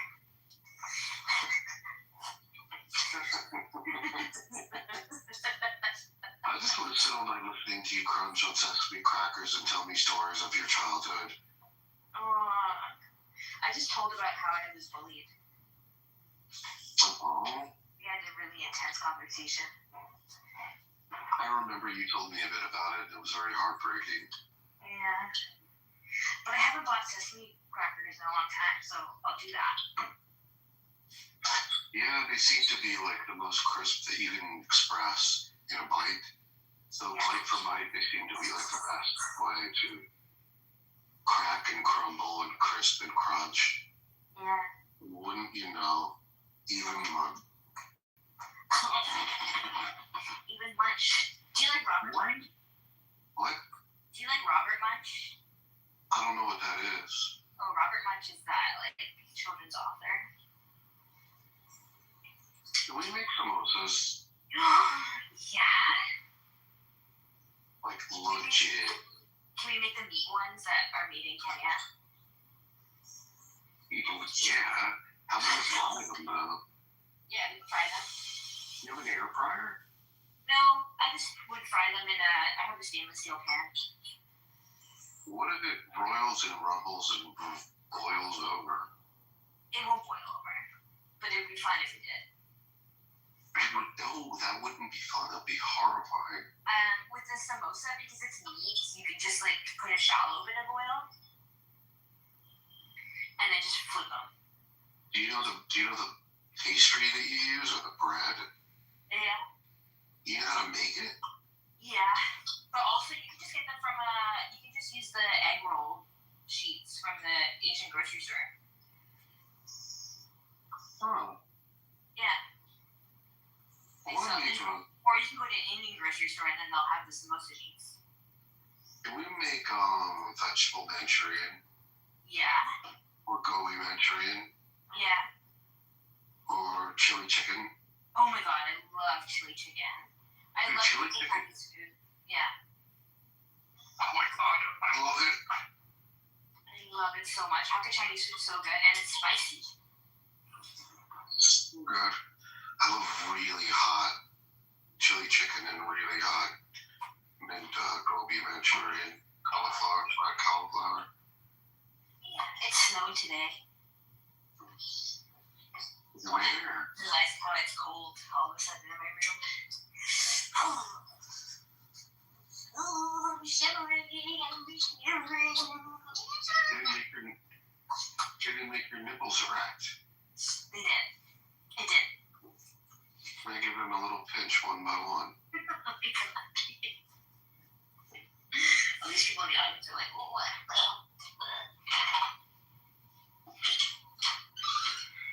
I'm switching my socks again for the third time. Oh. Because people think you don't sweat in the winter, but you do sweat. Your feet sweat. And it's important to change your socks because if your feet are getting cold, it's probably because your feet were sweating.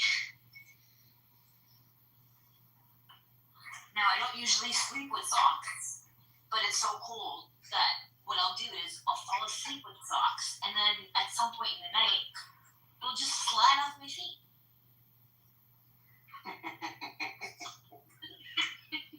Don't you wear tighter socks? No, I like it. I slip off my feet. How could socks slip off your feet? Because I like push them off without even like realizing that I did it. And they wake up and I'm like, I must have taken off my socks. You feel constrained. Yeah, but then it's like too warm, you know? And I do this thing where I rub my feet like a grasshopper. Or like a fly. You know how flies like rub their feet?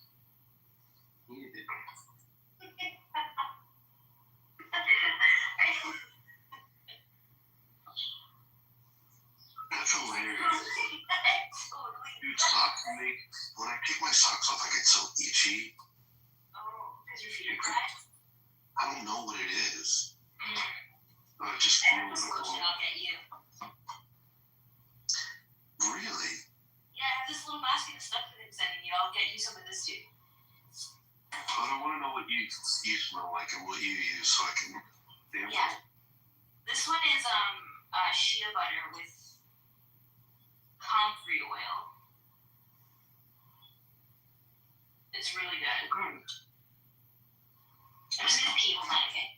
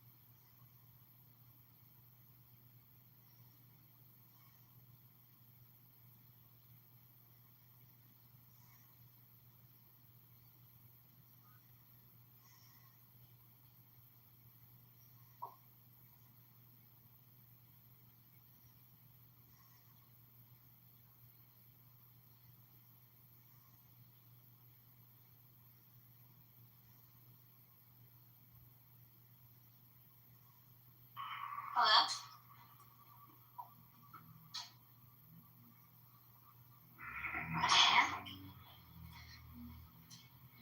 Johnny boy.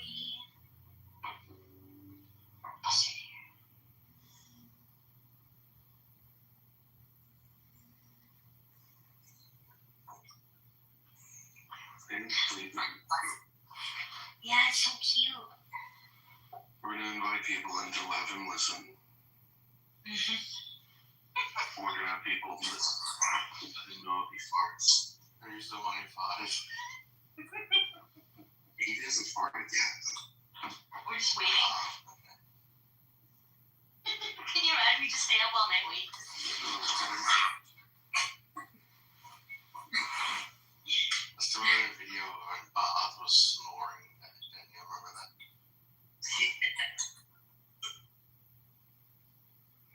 Is a video of him snoring?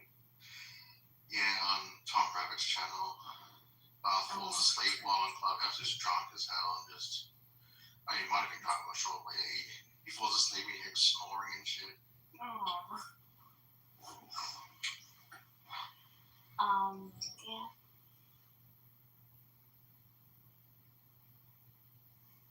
I'm probably gonna fall asleep in a minute.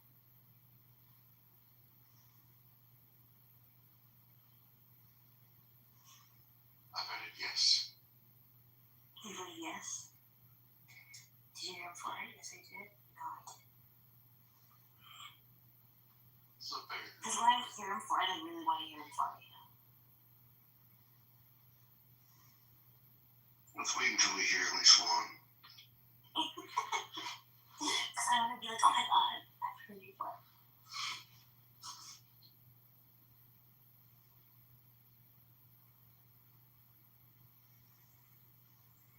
He sounds like a little baby.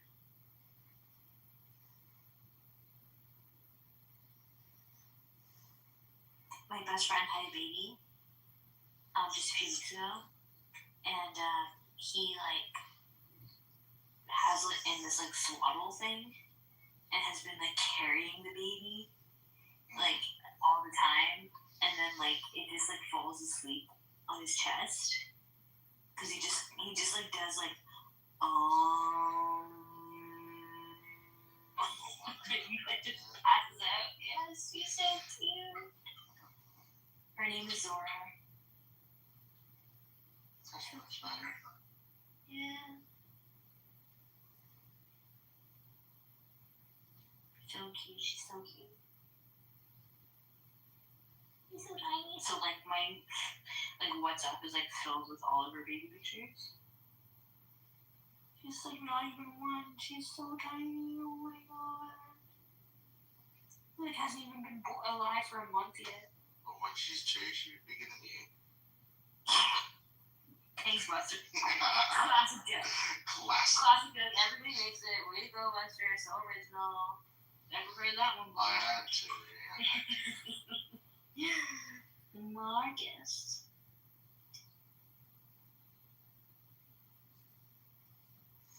What up, Marcus? It's my brother from another mother. Santa's sleeping. What's happening? I was going to send you some healing. Oh yeah, send me some healing, please. I'll send you some texts, and that's going to be textual healing. Thank you. When I'm on come on. I'll send you textual healing. Yeah. Textual. Come on. Yeah, I love it. We're waiting to see if Sam will fart. Of course he will. It's just a matter of time. And then which one of us will fart before Sam does? How else are you going to recognize him, Sato? Oh, yeah. Maybe a whole new person. A whole new world.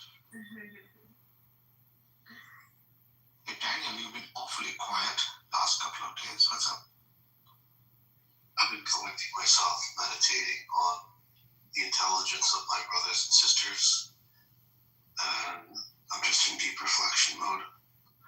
And now I'm listening to Sam and trying to find a single fart, because one fart will tell you a lot about a person, what they ate, how they ate it, and what they ate, and what it smells like. There's a problem with that poll. I can't really vote, can I? Like, I've got to wait. You can vote in anticipation. With ourselves, Peter, when you see him next. He recorded Andrew saying something about yes, Daddy, or something like that. Something Daddy anyway. It was fucking cool. I'm like, how Peter, you got that? And he's like, yep.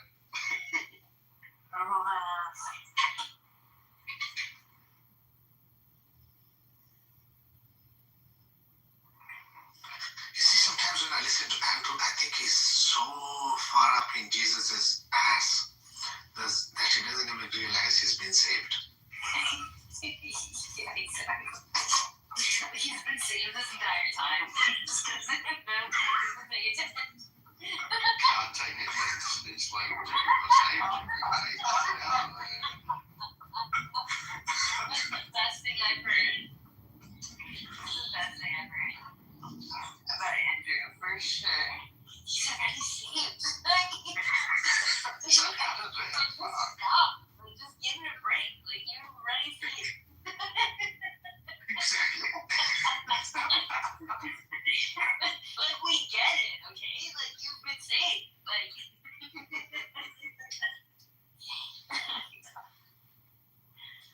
it was really funny to hear Andrew defend Christian relationships with Muslims today about that guy with the Quran and the jizz. Do you remember? Oh, yeah. But the thing is, Andrew's just egging the guy on, but think about it, right? So, one drop of jizz is, I think, about 8 gigabytes of information. All that jizz has got so much more information than the complete book. Jeez. Thanks, Marcus. gigabytes of DNA information in that case. Wow. But you know, I think it's a disgusting thing to do anyway. Like, why would you want to do that? Yeah, exactly. Personally, I should have taken offense to that because literally that was like killing half a baby. That's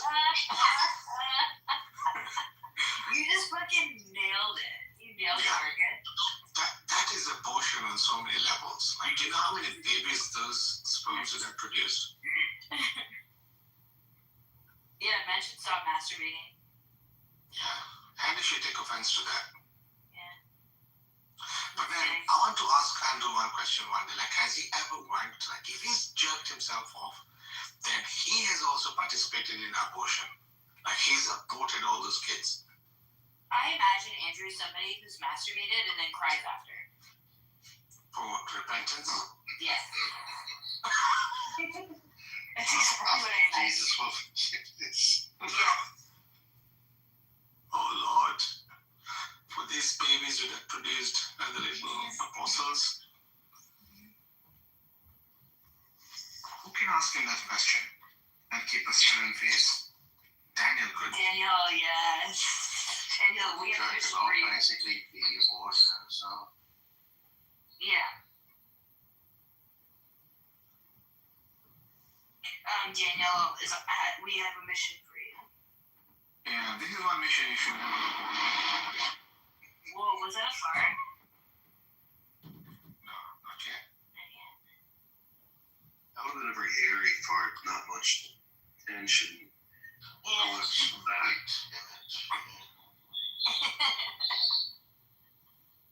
So isn't a fart really like shit particles that are floating in air? It's your bum. Fecal matter.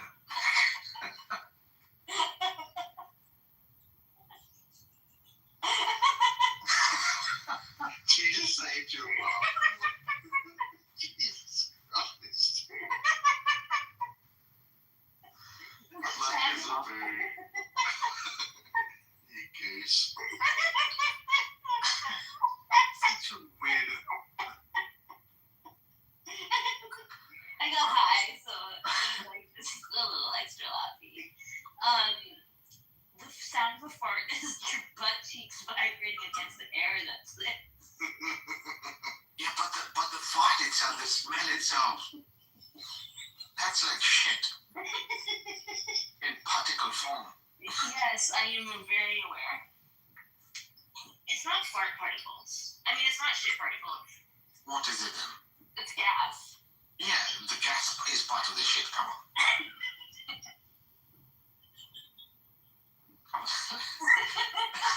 It's butt particles, okay? If Sam smells my farts, it's gonna be so bad.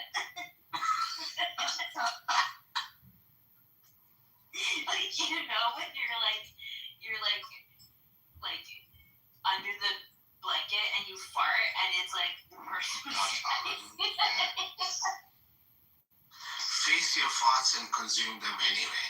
Oh yes. With the title of a book. Yes, you should totally write that one. Zabu, you know when Sam comes up, will you guys like have a fart off and then we can judge for the I hope so. Me, Buster, and Daniel would be the judges. We'll see if Sam actually comes here. Why won't he? I don't know. You are you trying to say he never comes? He's trying to prevent abortion.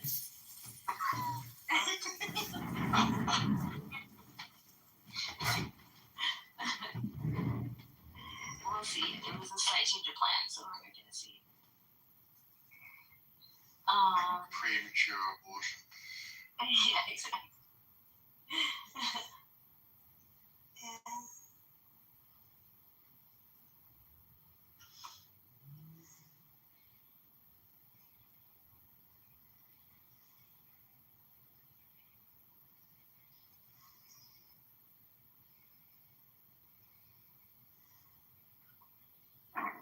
You see what's happening in Andrew's room. Like there's a controversy started up. I look at Daniel. Can I Yeah. I'm probably gonna sleep soon. Okay, go. Shoot. Okay, you're gonna stay here with Sam? No, I'm going to shoot. I'm going to wait for Lauren to fire. Please. Buster, you gonna wait for him to bust? Buster. Nah, he's already got SPDs. Okay. Okay, then I'll turn it off then. Okay, bye, good night. Very hungry sleep.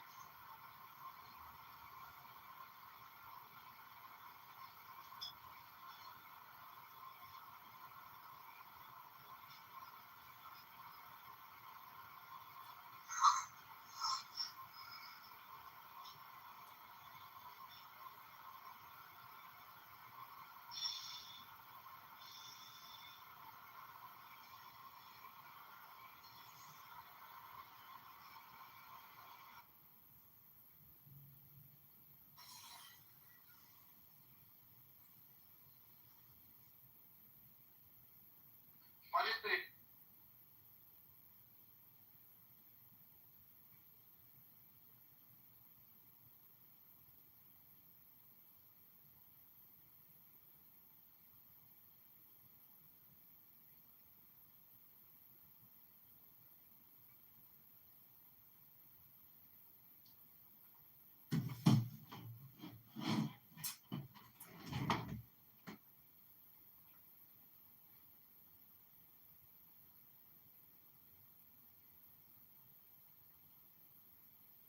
Consent also applies to fingernail woman, by the way.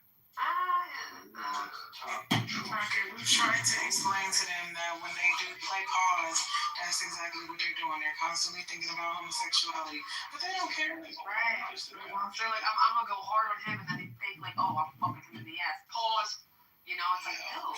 The microphones on the left is fucking pissing me off.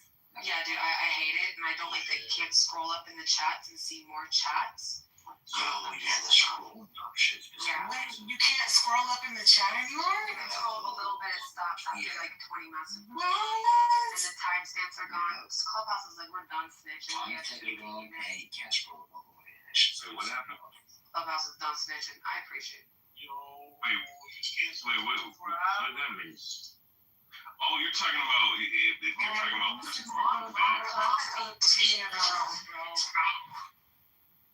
so when you scroll up, when you talking about when you scroll up, trying to scroll up, like let's say 30 minutes ago, you can't do it. It only lets you scroll up so much, and that's it. And I didn't even update my app. This shit just did it on What's wrong with your mic, love? Yeah, me too. Shit. Oh, I did it. I didn't even update my shit. Yo, I just got on, and that shit. Like, Mine's updated itself, what the bro. fuck is this? And ink it, release the tapes. have you got insurance study mode? I heard that works when you're trying to scroll. What? What? What? 2 fingers or 5 fingers? I watch porn too much. I won't explain it, but then I feel like Never too much. You know, fucking Frank joined at the perfect time. Or will destroy your mind pocket if you need it. Another example. It really will. Enjoy your what? It gives you ideas you would never have. You would never fucking have on your own. There's too many expectations. Your Rihanna much pissed that. I would drag you into deep waters. I would just fucking. I would let you drown. The 9th, 10th round, I would make you drown. This little motherfucker. What makes you think you're gonna last 30 seconds? Unless I let you. Holy shit. Pause. Yeah, wait. Yeah, now you're using I'm just joking. Panic has been activated. Yeah, whoever started that pause shit needs to. I'm gonna smack them when I meet them. Yeah, it was Nas that started that pause shit in New York. Oh, of course. Yeah, that's a New York thing, and then somehow that seeped over here in California and Washington, and them motherfuckers started saying pause in the late 2000s and shit. And I'm like, no. There's a song with Eminem and Busta Rhymes. It's called "Cool It Down," which is an old ass song. And in that song, "Cool It Down," they say pause. So yeah, that shit goes way back. It's like in the mid 2000s. Yo, Ray, I thought it was Dipset that started that shit. Dipset? Was it? Wait, which song? Wait, hold up. Wait. Let's look. It's called "Cool It Down." "Cool It Down" with Busta Rhymes and Eminem. It's an old song, and they said pause in that song. Who started pause slang? Okay, let's see. Dipset, Cameron, Jimmy Jones. Wait. It says it possibly referenced 1990 song and by later popularized in Harlem. The term used to hold conversation in common term really have me. Okay, so Dame Dash claim says he and his crew in Harlem invented the term in the early 90s. Dipset, bro. Dipset? No. Dame Dash, I don't remember Dipset, bro. Hey, yo, Pockets and Ray, I put my username in the chat. Help me out. I have mythics I can share, by the way. Jerry. Yo, let me go ahead. Knowledge? And it says it was started by Dame Dash in the 1990s. What? Yeah. Good was fucking Ducky. Good morning. Yo, what's up, Knowledge? How you doing? Good. How you doing? Good. Yeah, because it used to be no homo, which I Yo, what's up with the fucking white belts and all these virgins and the fuck's going on? Yo, Ducky, you gotta tell them about that 4-pound wheat plant that you used to sell on daily. Bro, I have no idea. My bad that y'all need to. It's 4 pounds per light Knowledge, remember?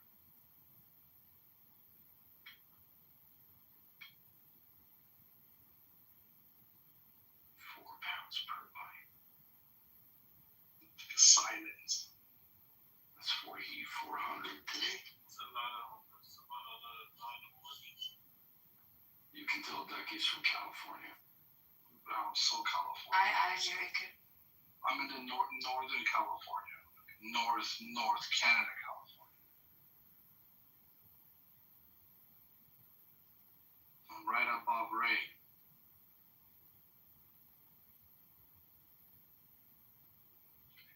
Hey, Abdio, don't you watch? For those who don't Don't you watch wrestling? For those who don't get the reference, yo, Dougie said, bro, he had an establishment that sold marijuana, and in this establishment, the average plant was 4 pounds. Now we looked it up. We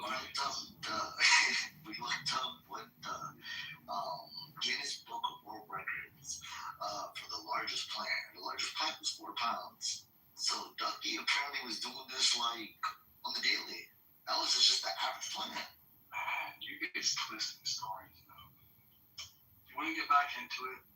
I wonder if Canadian weed is better than our weed. But let me tell you why I have it. Because they say the further north you get is better, right? So like at home down south where we at, the weed up here like towards Sacramento is better, right? And they say like the best weed comes from like Washington, right?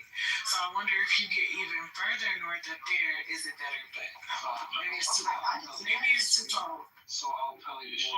This one comes out of San Fernando Valley. I'll tell you this much. No, I think Sacramento is better than that shit. I'll say this: all our stuff up here is natural.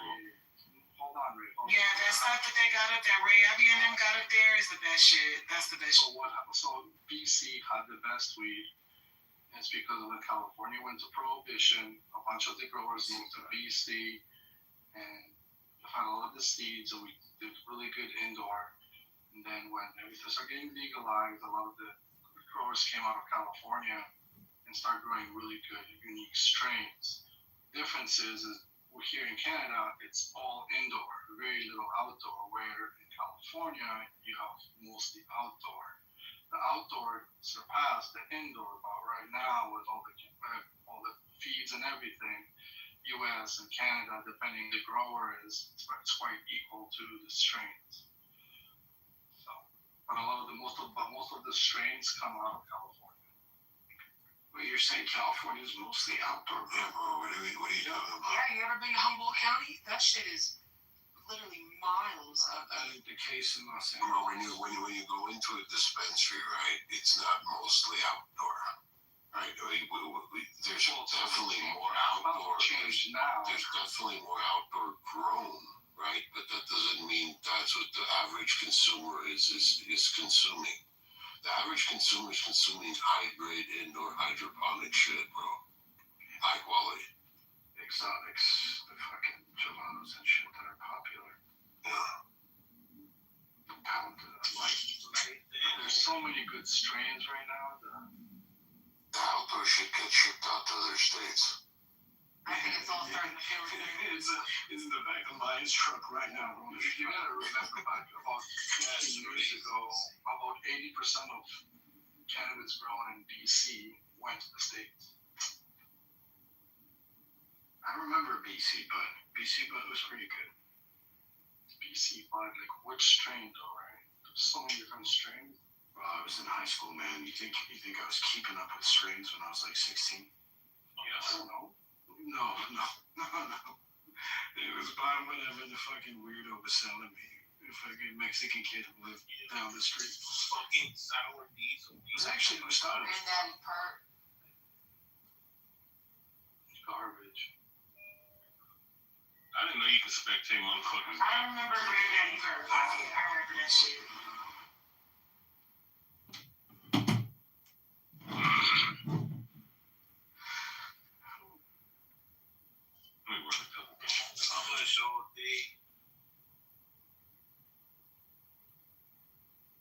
Yeah, where we're at, it's all indoor. It's all illegal too.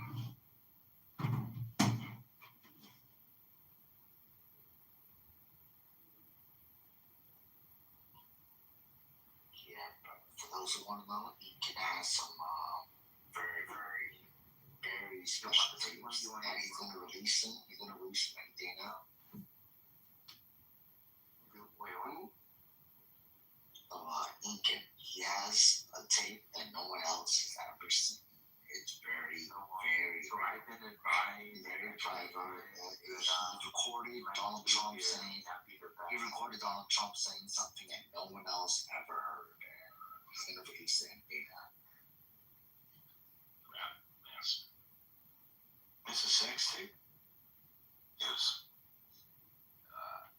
Yo, Pockets, when we going to be over? 1v1 at Rust. 1v1 against you, bro? Dude, I haven't played in 2 years, dude. In 2 years, I have not played. I'm dead ass. Wait, there's 1v1 in this game? I didn't know there was 1v1. Wait, I don't think I've added you guys into my request. I don't think it's a 1v1. I just noticed that Pockets finally put that fucking S back on the name. Thank you. I know, dude. It was not. I couldn't change it. I had to wait like 2 weeks. People made me sound like I was insane. Like, why do you keep saying Pockets? Why do you keep saying Pockets? I'm like, that's what fucking She shit. went from pocket to pocket. And yeah, that shit was killing me too. She wanna be so bad. I was like, fucking pockets. He wants to be Sean Combs so bad. It's hilarious. Formerly known as Prince. Yes, that is also chronic name change. It was because of a lawsuit, no? Like, he didn't own the rights to the name Prince. I don't know, bro, but that guy's a legend, bro. And he was a conspiracy theorist, too, so they probably killed him. Red Hearted. Was it also the Jordanians? Or like Always. I have a Sean John sweater that I've had since I was like 12 years old. And bro, I was so fucking happy when it got cold this year. I was like, yes, I can finally rock my Sean John again. And I was kind of upset though. Most niggas don't even know what Sean John is. I used to rock Fat Farm. Remember Fat Farm? Yes, platform was the shit, bro. Did you go through an echo stage? Do you guys remember when they wanted the echo? I had all that shit. You know that shit Shit, Fubu. I'm surprised people don't know Fubu and Shanjong were the biggest ones. Fat Farm was big, bro. Sean, quick battle we are right now, like when we contemplating that. I'll invite Do you remember stop playing battle royale. the Fat Farm jorts? The jean shorts that were extra long shorts. They're basically jeans. I used to wear some. Stop lying, Ole. You never wore them. I used to wear. Yeah, that was a big thing where we're from. She-Wolf. Like everybody, there was a uniform at one point. It was a Mark Echo black t-shirt with a red or blue rhino in the middle. And then you would wear Fat Farm jeans or G-Unit jeans. You guys remember the short-lived G-Unit? Hey, download our Clubhouse server. Wait, do y'all remember the G-Unit shoes? They had the wheels. The spinner on them, bro. That shit was fire. I remember that shit. My parents wouldn't let me wear it. I'm down It on was too expensive. But I would always cop a pair of K-Swisses, which are no longer relevant anymore. Yeah, you're right. It's K-Swiss or Cortezes to like fit the look in middle school in the suburbs.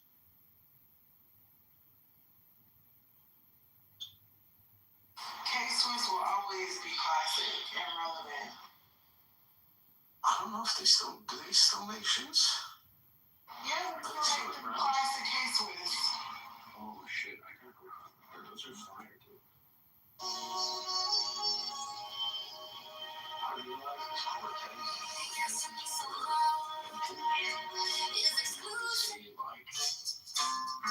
Skinny hipsters with very thick mustaches wearing beat-up Cortezes.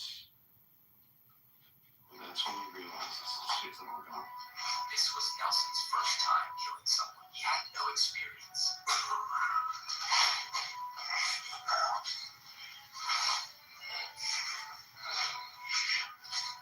Only when the man showed no further movement did he finally release his blood-stained hands as a father. We went to Afghanistan. There's another room today talking about how Michael Jackson's daughter is suing the executor of the estate of the trust. I guess they was paying themselves too much and some shit.